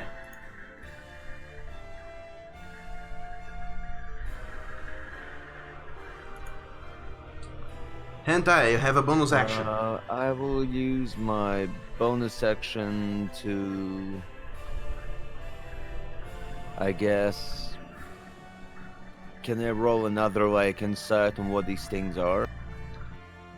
Not right now. You already tried once to get what these creatures are, and you could not find it in yourself. This knowledge, you don't think that you have it in you to understand what these creatures might even be. Gotcha. Well, I guess I'm just gonna end my turn then. Okay. Not inspiring anyone this time around. Summerlad, what are you doing? I am using my action to shoot out a beam of light to this one that is close to Lily. Okay. How does that work? Read the spell description, there is there. Okay, make a ranged spell attack then.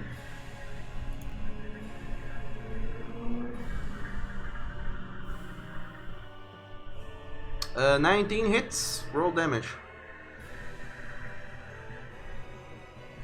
It may say saving throw, but it doesn't use I it know. this time.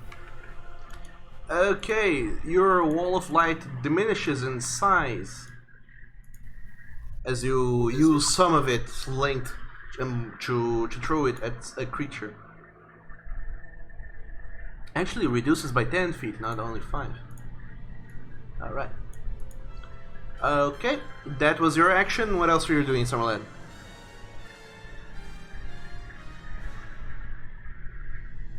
I am using my bonus action to Healing Words level 2 Lily.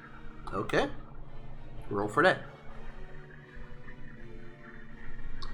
And Lilith, just as Summerlad says a prayer of hope and healing and directs it towards you, you do feel the power of his deity closing up some of your wounds and reinvigorating you to keep fighting for a little while longer as you recover 11 points of health. And you're up. What are you doing?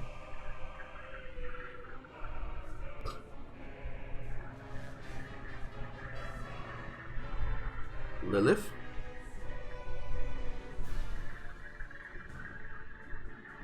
Sorry, I was eating. I'm sorry. Okay. It's okay. So I'm going to use a key point for Step of the Wind to use to disengage as a bonus action. Sure. And basically just walk away from that one. That's... How far is that? Oh good, I can go a little further. I think that should be good. Perfect. I'm gonna light punch the one that I was right next to. Okay. Roll an attack.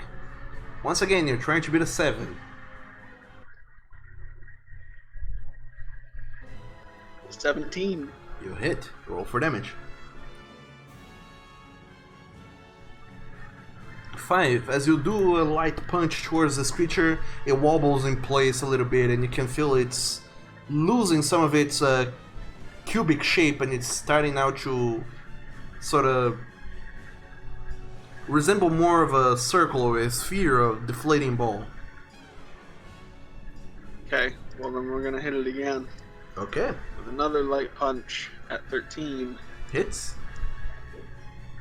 with 8 damage this time. Cool. This time around, the creature just melts into another puddle as it dissolves on the floor.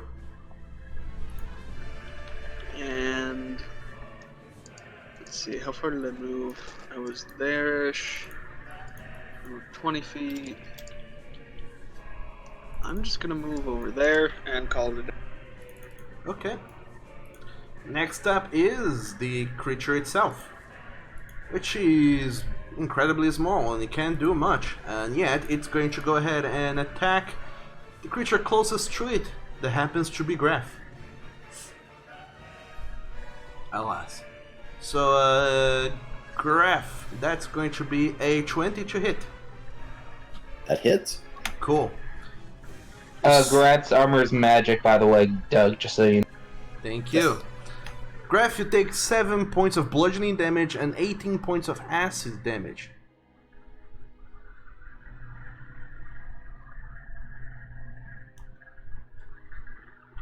And that's its turn. Flint, you're up. Okay, so Flint is now furious that someone is attacking the knoll, so he's going to run back the way he came, sort of, just trying to get a good line of sight on that thing, so probably just right about there ought to do it. Sharpshooter, scope, and 1 point of violent shot. Sure.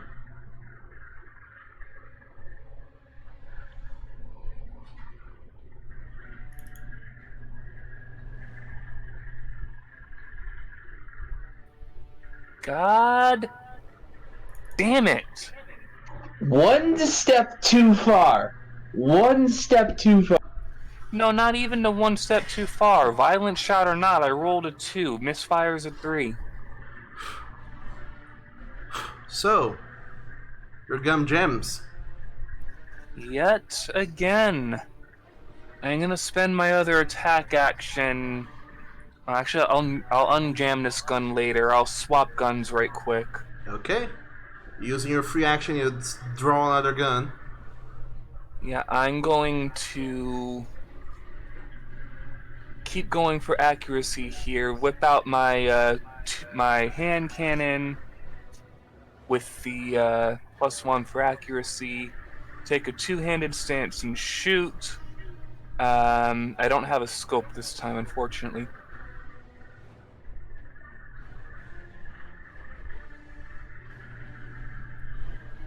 But I'll try sharpshooter and another point of violent shot anyway. Okay.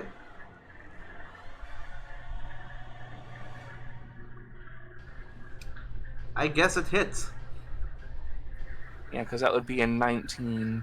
So, okay.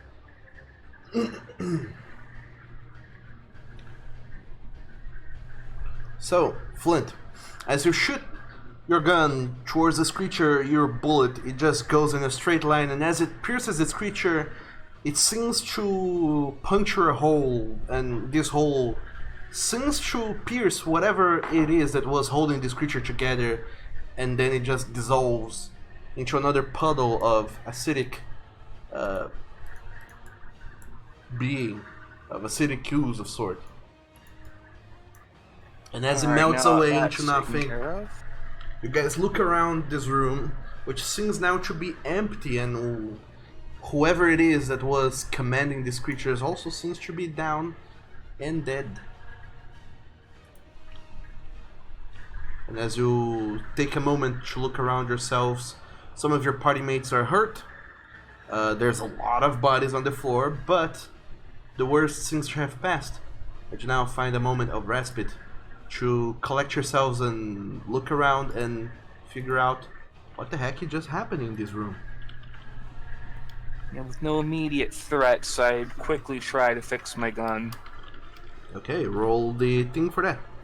I did. I used an artificer point to give myself Advantage. So I rolled a 13. Alright. 13 is enough. You immediately after the combat is over, you just hunker down, kneeling on the floor, and pull out your tools and start tinkering with your gun and repairing it as fast as you can. And you manage to unjam your gun. Remove the. Sometimes it's more trouble than it's worth. remove the somewhat smashed in bullet pellet that apparently smashed in, kind of got pressed in such a way that it clogged the pipe, and you have to insert tools into there to remove it. It scrapes the side a little bit. It's not nice, but you manage to unjam your gun. Does that waste a shot, by the way? Yes, the shot that misfired is wasted. Good to know.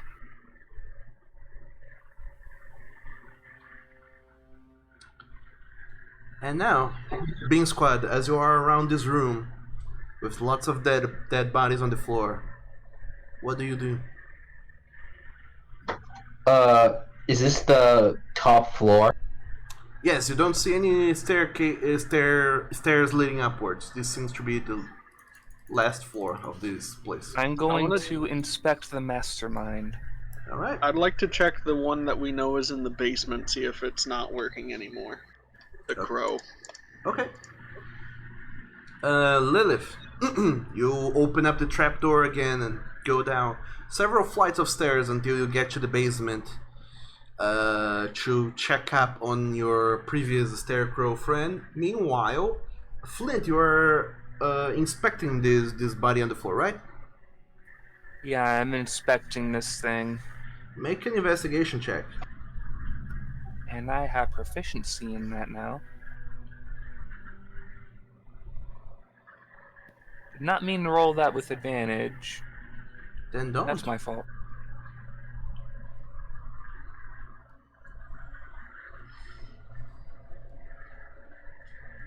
$18, alright. I was gonna say maybe you can take the 18. I still rolled an 18. So, Flint, as you look at this creature, you do recognize some telltale signs of something you have seen before earlier in your adventuring days when you started walking around with the Bean Squad. Well, not so early, but in recent memory you have seen a creature kind of like this before. The signals are there, and you instantly recognize this to be some sort of lich creature. Lovely. Oh, well, glad this is dead. It does not, however, seem fully lich-like like the other one that you fought. This one seems to be sort of an in-between. It seems to have tried to turn itself into some sort of construct and take upon this scarecrow shape form to prolong its own life as its body some sort of started to decay and dwindle inside itself. Lichdom, as you have seen from the other guy you fought, it seems to preserve some of the body, but this one does not seem to be holding up as well. And as you start cutting away the burlap sack to see what kind of creature was beneath this, you do see that he has a weird yet familiar shape. This seems to be a tiefling, or was a tiefling at some point. But now how much of this would be like Cream technology, if at all? Because this is something the Cream might have dabbled with at one point. As best as you can tell, none of it. This creature seems to have been able to create these out of pure ingenuity, and you think to yourself, how in the world would they be able to do something like this? And then you do remember that you recently learned that there seems to be a creature in existence, one that you are going towards, that apparently holds all sorts of ancient and lost knowledge. That perhaps could explain where this thing came from, and how leeches have been starting to become a thing. Meanwhile, Lilith, as you go down to the basement and to check up on the scarecrow, you do see the scarecrow still standing there in the middle of the room amongst the pieces of several other scarecrows. However, even though this one still looks menacingly towards you, its eyes does not have the same sickly greenish look at them. it seems to have lost its semblance of life. Can I throw a light punch at its head? Sure, roll an attack.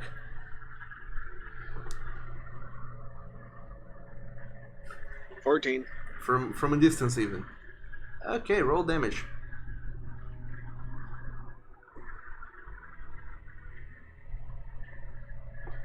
Okay, so as you channel your ki into a somewhat solid light punch and throw it at this creature's head, you do see that its head wobbles in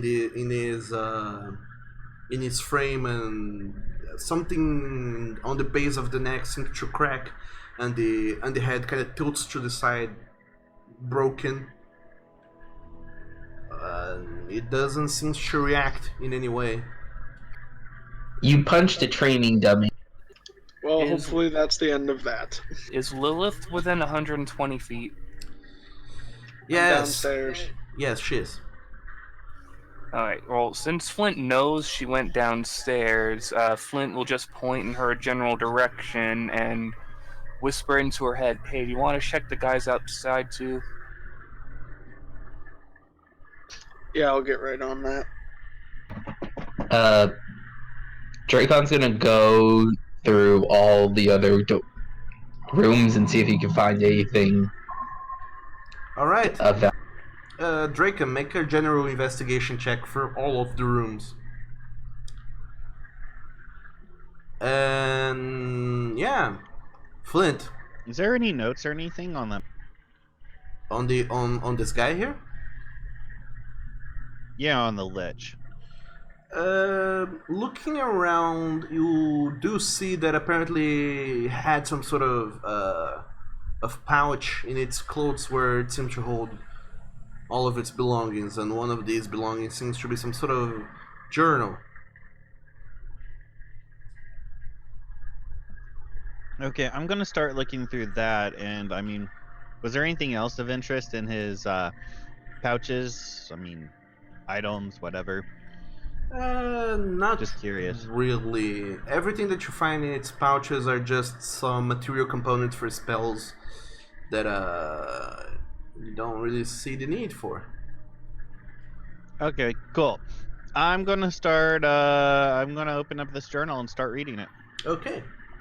So this journal, Matthias, as you read through it, it tells the story of a young tiefling that this one time met a very promising elven woman that apparently had a very bright future in front of her, and this young tiefling was madly in love with her, and eventually the both of them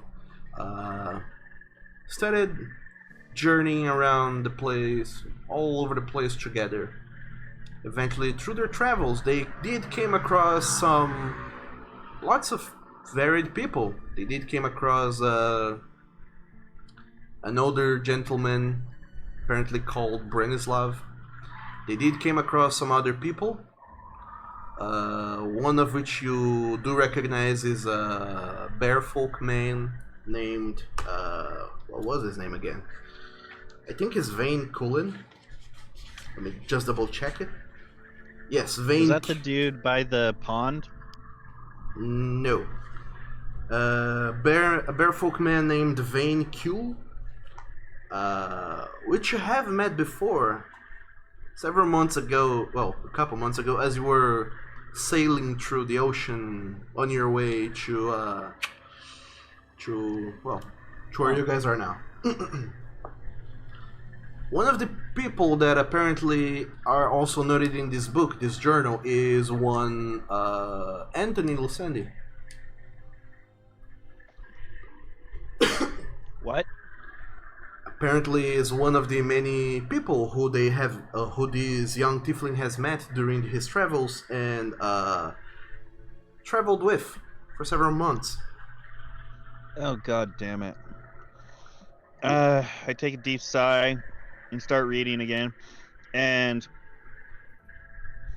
oh no. Oh no. Oh no. Oh no no no no no no no no no no no no no. Matthias, as you keep reading, some familiar stories do surface in this book. The same tale that you have heard of this I forget the name. I always forget the name. The Pantera folk, I guess. Anthony Lucendi, who was traveling with them, apparently absconded with this ancient artifact that they have found, a shroud of a reason of Eaglebeth, and it describes this young tiefling, whose name is, let me find it, because he did write his own name in this book for some reason. Where is it? Valdos Arctos is whoever this young tiefling once was. He has written that he has found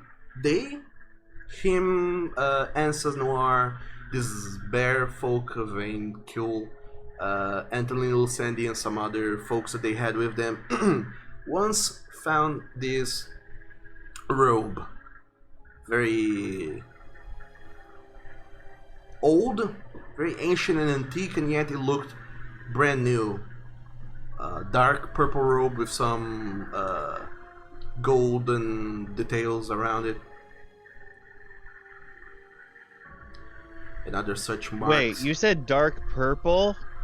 Yes, dark purple-ish robe with some golden trims around it, some details, some symbols in the back that he describes as being the symbol of Eaglebeth, but an older version of the symbol of Eaglebeth. God damn it! I know who has. Hey, Matthias, you're right over there. Fuck, shit, damn it, God. Matthias. This book, this lich. He was Ansys' lover. He's the guy that she was doing all this shit for. And I just so this described in this book, his journals, he also describes the shroud. Yes, he describes the shroud. He does. Yeah, he describes the shroud. And I think, would I recall the robe that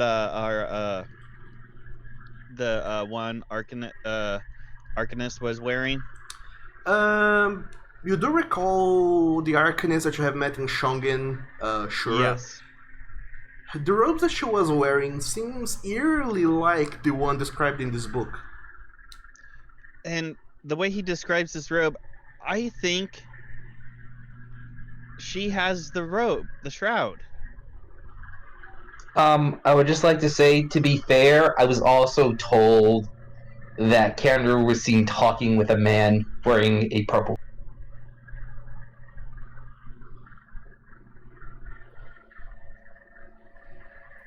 Right, so after we take care of all this bullshit here, do we go back to Shongen and have a word with this lady?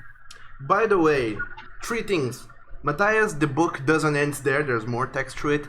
Lilith, as you walk around... I'm going to continue on. As you walk around, it does seems like all the other scarecrows have stopped turning around at the plantations. They are no longer speeding and following workers.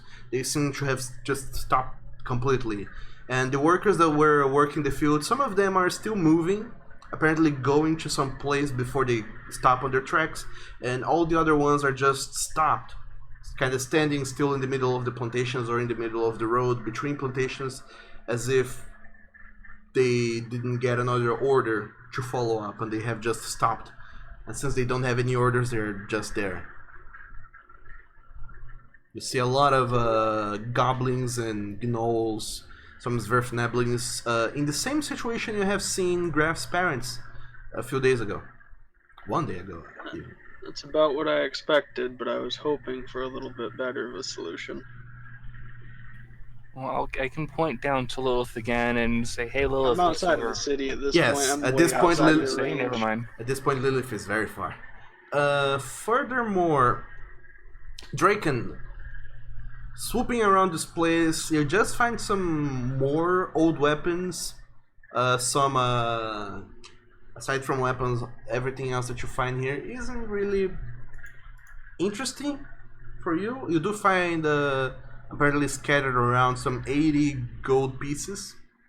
Apparently the things that they have taken from the people of this town. And this town wasn't very rich to begin with. You do find what appears also to be a potion that you're not entirely sure what it is or what it does. Speaking of weapons, can I look at Groth's damaged weapon and inspect it to see if I can fix it later? Do I find any short swords for Grath? The ones you find are also somewhat corroded, if not nearly dissolving into dust. Oh, okay, never mind.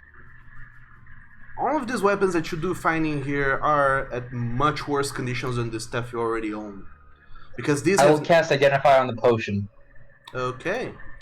Draken, you do discover this potion to be a potion of Heal Giant Strength.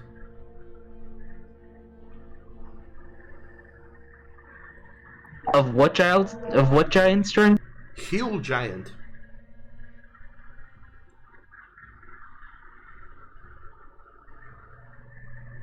I will put it on the chat.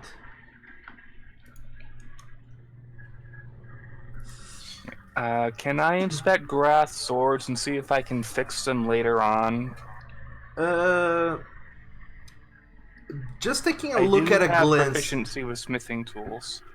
Taking a look at a glance, you get the sense that you wouldn't really need to go to a smithy itself to repair these weapons. It would need a lot of sharpening.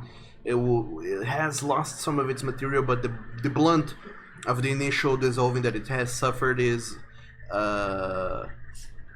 has most to do with the edges losing it not being as sharp anymore, and some of the weapons growths that it has that allows it to be more aerodynamic and pierce better since you've been nicked here and there. So with a lot of sharpening, you might be able to recover one point of damage, but to fully recover it, you would need to visit a smithy. Alright, so I would be able to fix at least one of Groth's swords on my own, but not the other. 1 point of damage of the sword. Yeah, because Groth is saying that one of his swords is at -1, so I'd be able to get that one back. Yeah, the other one you can bring up to a -1, but that's it. Anyway, Matthias, do you want to keep up with the book? Yes, definitely. Okay. As you turn around some more pages, the story continues, and this man, this young tiefling, now somewhat older and more aged.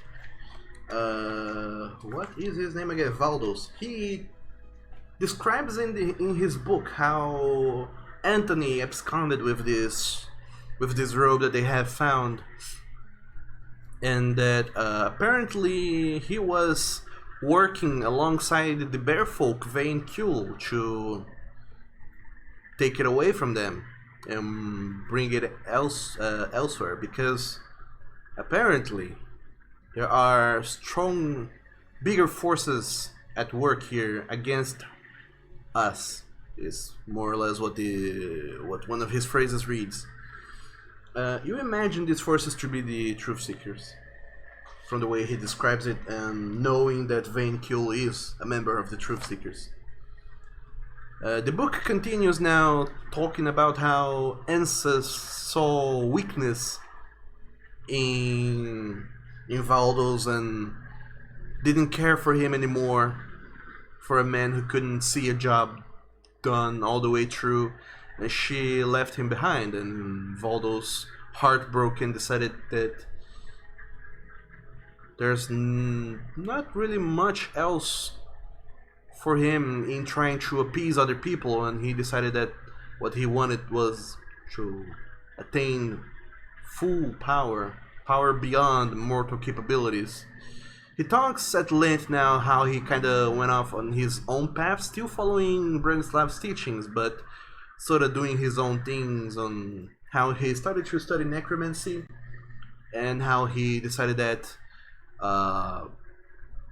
transcending death was the first step towards attaining full power, because the mortal body cannot hold much knowledge or much power, and he needed to find a suitable vessel, and therefore he started to build constructs that he called scarecrows and started using them to control the minds of others, and how Branislav saw using that alongside the rest of the Dark Brotherhood. And Of course he did. eventually they started doing this experimenting Bach, which grew in size, and thus Branislav granted him ancient knowledge, forbidden knowledge of necromancy, that enabled him to transcend his mortal coil, even if not fully, but it was a step in the right direction. And then the stories, they kind of descend into mad ramblings, and you do see now the way that these Valdos start describing things, it seems much less humane. He starts talking in a way that is almost painful for you to read. The way he's describing how he sees peoples and living creatures and power itself and the world, it almost seems like it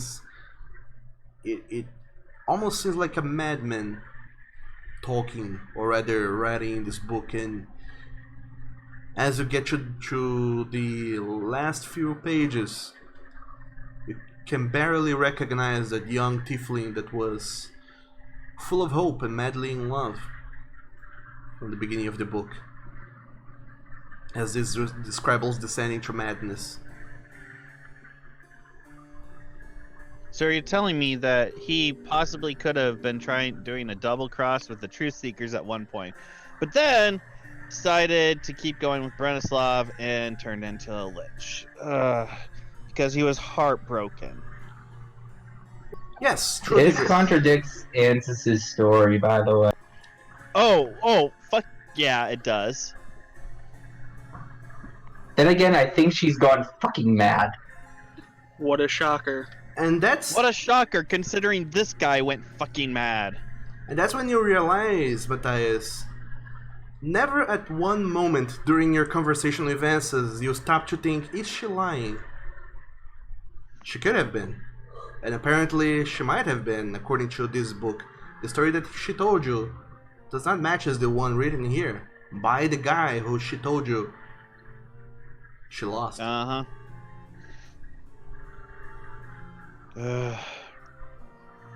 Yeah. Deep sigh.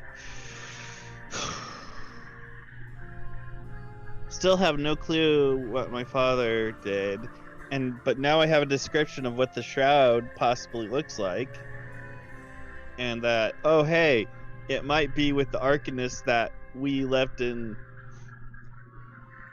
the other town. I look over to my guy and say, I can go there and steal it. God damn, no, don't fucking steal things. We still like her. I'm just saying I can steal. Is that your solution to everything?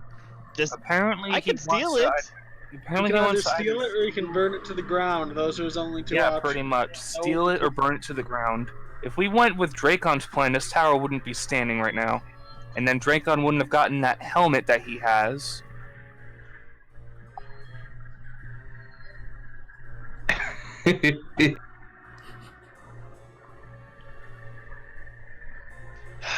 You and stealing, especially cloaks. You still need to apologize to Onel about that, by the way. I did apologize. He wouldn't take it. Draco didn't steal the cloak, I did. That's Right. relevant too. He stole it. I rolled a You natural both are 20. trying for it. Maybe Dracon That was should, the first thing he grabbed. maybe Dracon should steal Matthias' clothes, so he'll stop doing it. Nevertheless, it sounds like we at least possibly know where the shroud is. It's not like we need to gather these items together, but knowing where it is good. Secondly, yeah, so Ansys probably was lying out her mouth. That or she's batshit fucking crazy. Well, considering this guy decided that being a lich is all cool and the best way to be uber powerful, yeah, I think they're all batshit crazy. Yes, but if you think about his line of reason is more logic, hers is she's just fucking insane. Yeah, and also, I need to talk to... What was that bear dude's name again? Vane Kuhl. Was he with the Truth Seekers? He was, wasn't he? Now that you think back to it, Matthias, you do remember several weeks ago when you were in the city of Capaya, where you met Agnes. You also met Vane Kuhl. He's the one who actually sent Agnes alongside you. He was the one who knew your father, and damn it! The one who he knew my father. The one who initially told you that your father might know more than he was letting on. Yep, but he did not have the freaking balls to tell me anything, bastard. To be fair, you didn't ask either, but... Doesn't mean I'm not gonna punch him in the face the next time I see him. That's a little extreme. You could just confront. You do remember... That's what you renamed your gun? No, that's not a gun. I find it funny that you say... Anyway... You should, I find it funny that Dracon says you shouldn't... I'm frustrated right now is all. But with the crazy one. But... I know! By the way, Matthias, I would like you to go ahead and make a wisdom saving throw.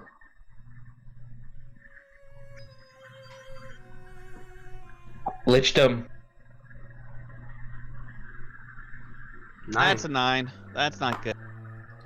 It irks you so much that there's so many knowledge, so much going on in this world. Branislav, or rather Regaurant, is attaining power by the minute. People are lying to you left and right, and your friends, capable as they are, they still have their own limitations, and you know that if you were just a little bit more powerful, you could get all the answers you need. And as you look back to this book that you now hold in your hands and start tucking into your backpack, you know that it holds not all the secrets, but some of the secrets to attaining much, much higher power. Much more than your mortal body would ever be able to attain. Can I insight check Matthias as he's thinking this, just to see if I can read him?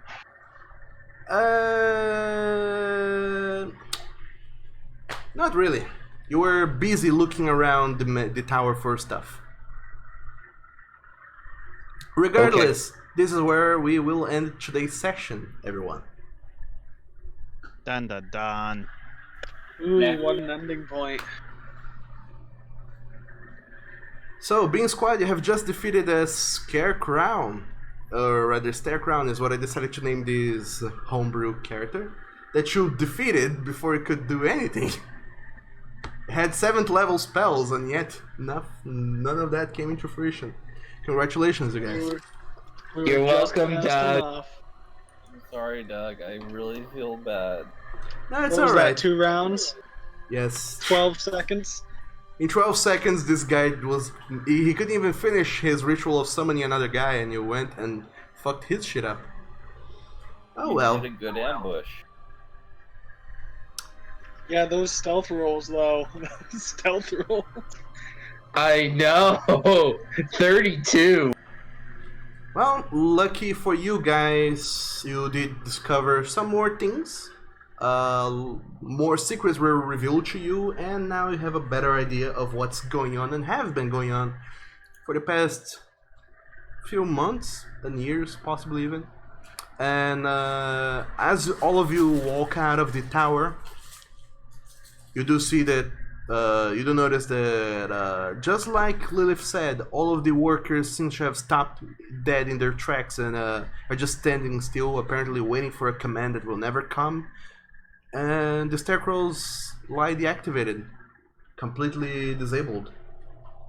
And slowly, you do see this sort of eerie, very low-pitched ringing noise that was in the distance ever since you came into this town finally subsides, and the people from the houses, they start opening up the doors and windows and coming out to see who are this bunch of people who just apparently ran into a tower and somehow ran out of a tower completely unscathed.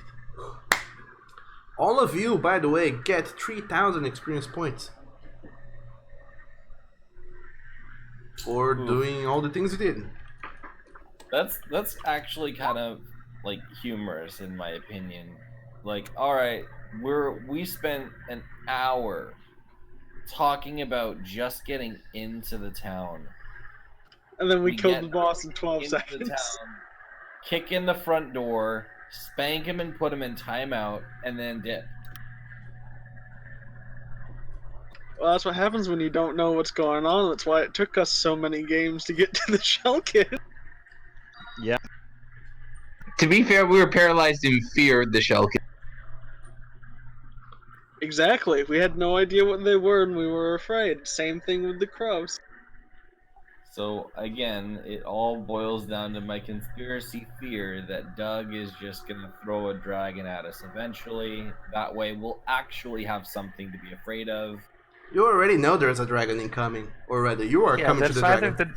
There's either the next town over or at the mountain. Yep.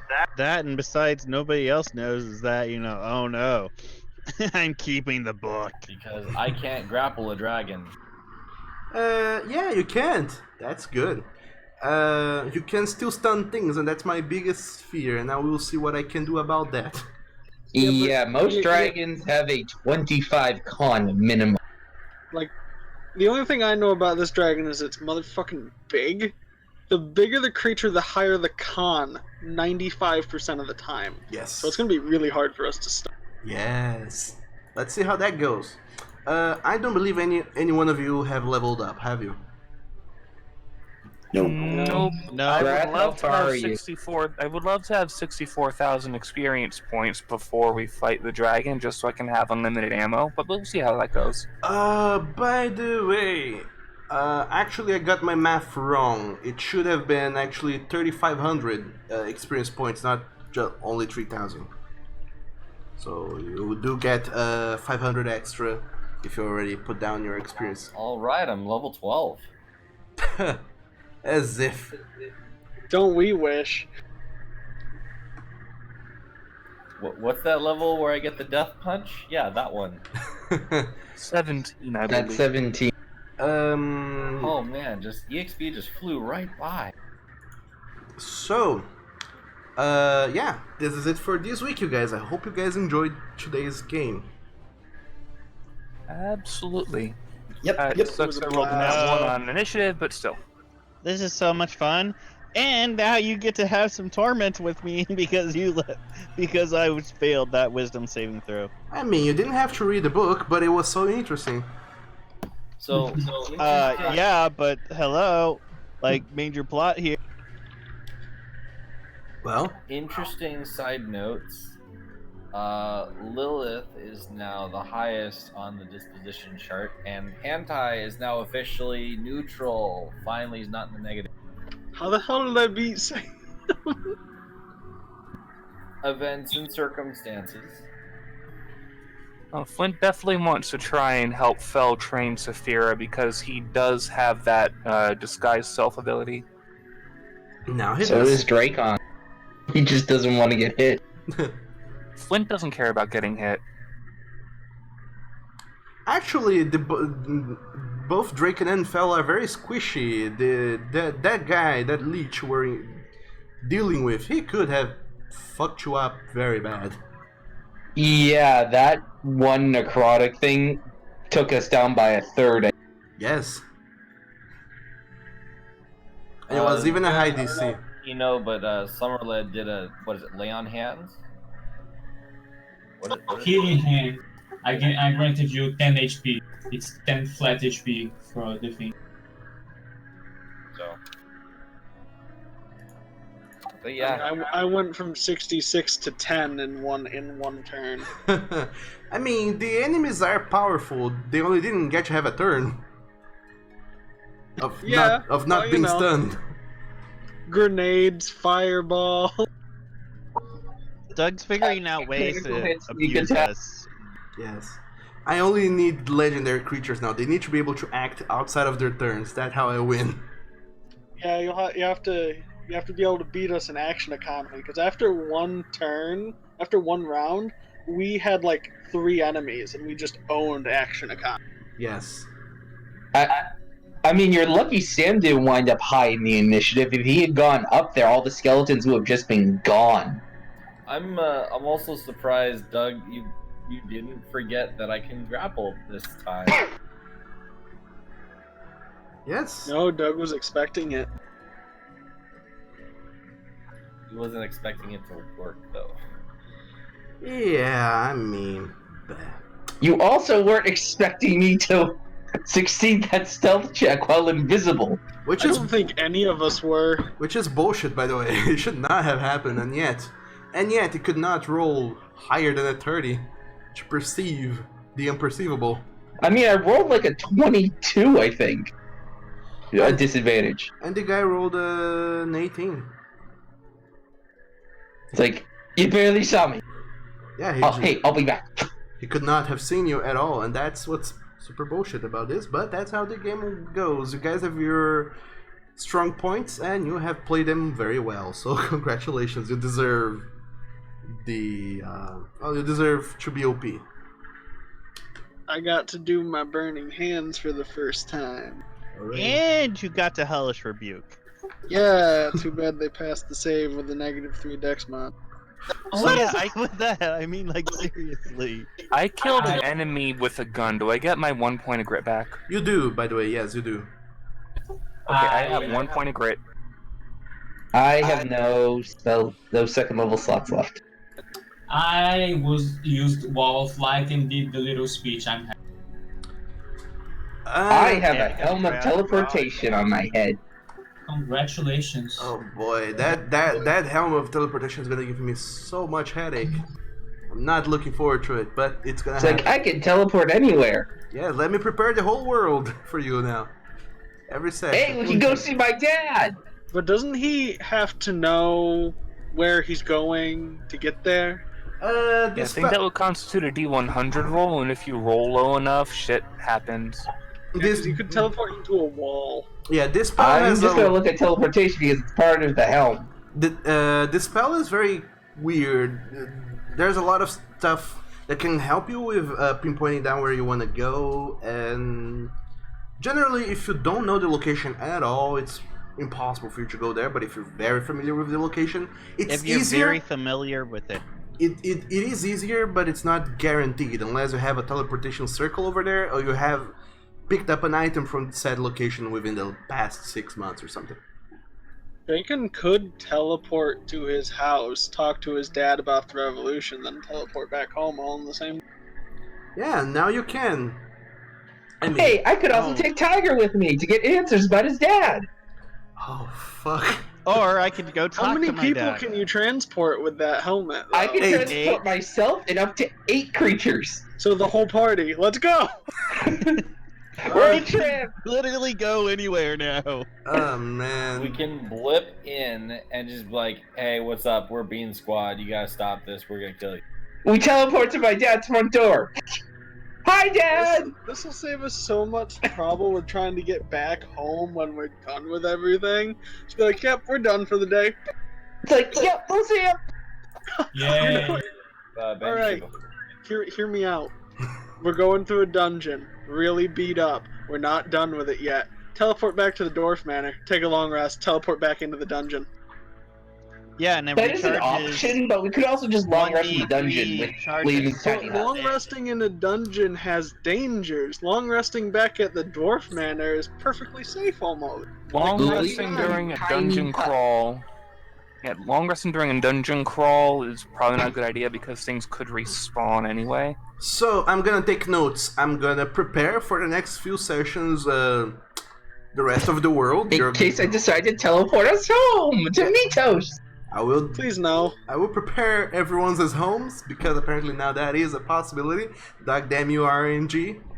And I will also make sure that there Doug, are. you just have to focus on mine. I am not familiar with Matthias's. I am not familiar with Lilith's. I am not familiar Just with anyone give me else's. the helm for like 10 minutes or whatever to attune to it.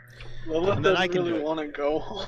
And I also am gonna make sure that there are Elnara could go home. no more No, dungeons. Elnara's home travels. She can't teleport home.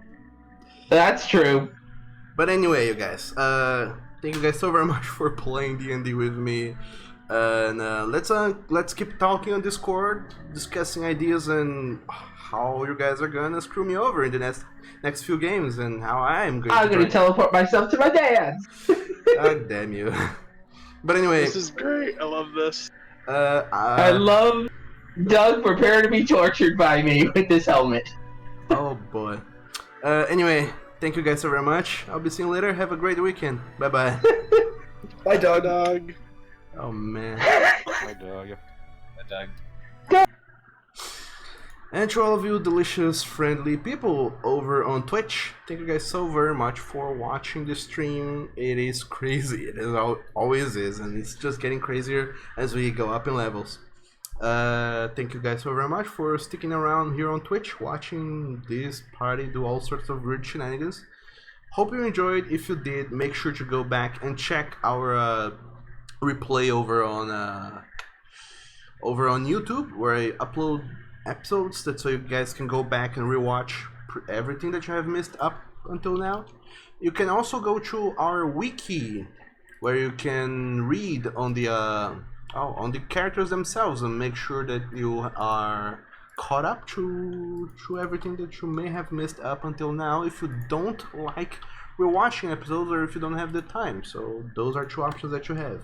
Check the YouTubes for replays, check the wiki for kind of summed up episode descriptions and characters and whatnot, and I hope to see you guys again next week when we will be back with some more Settlers of Nolyn.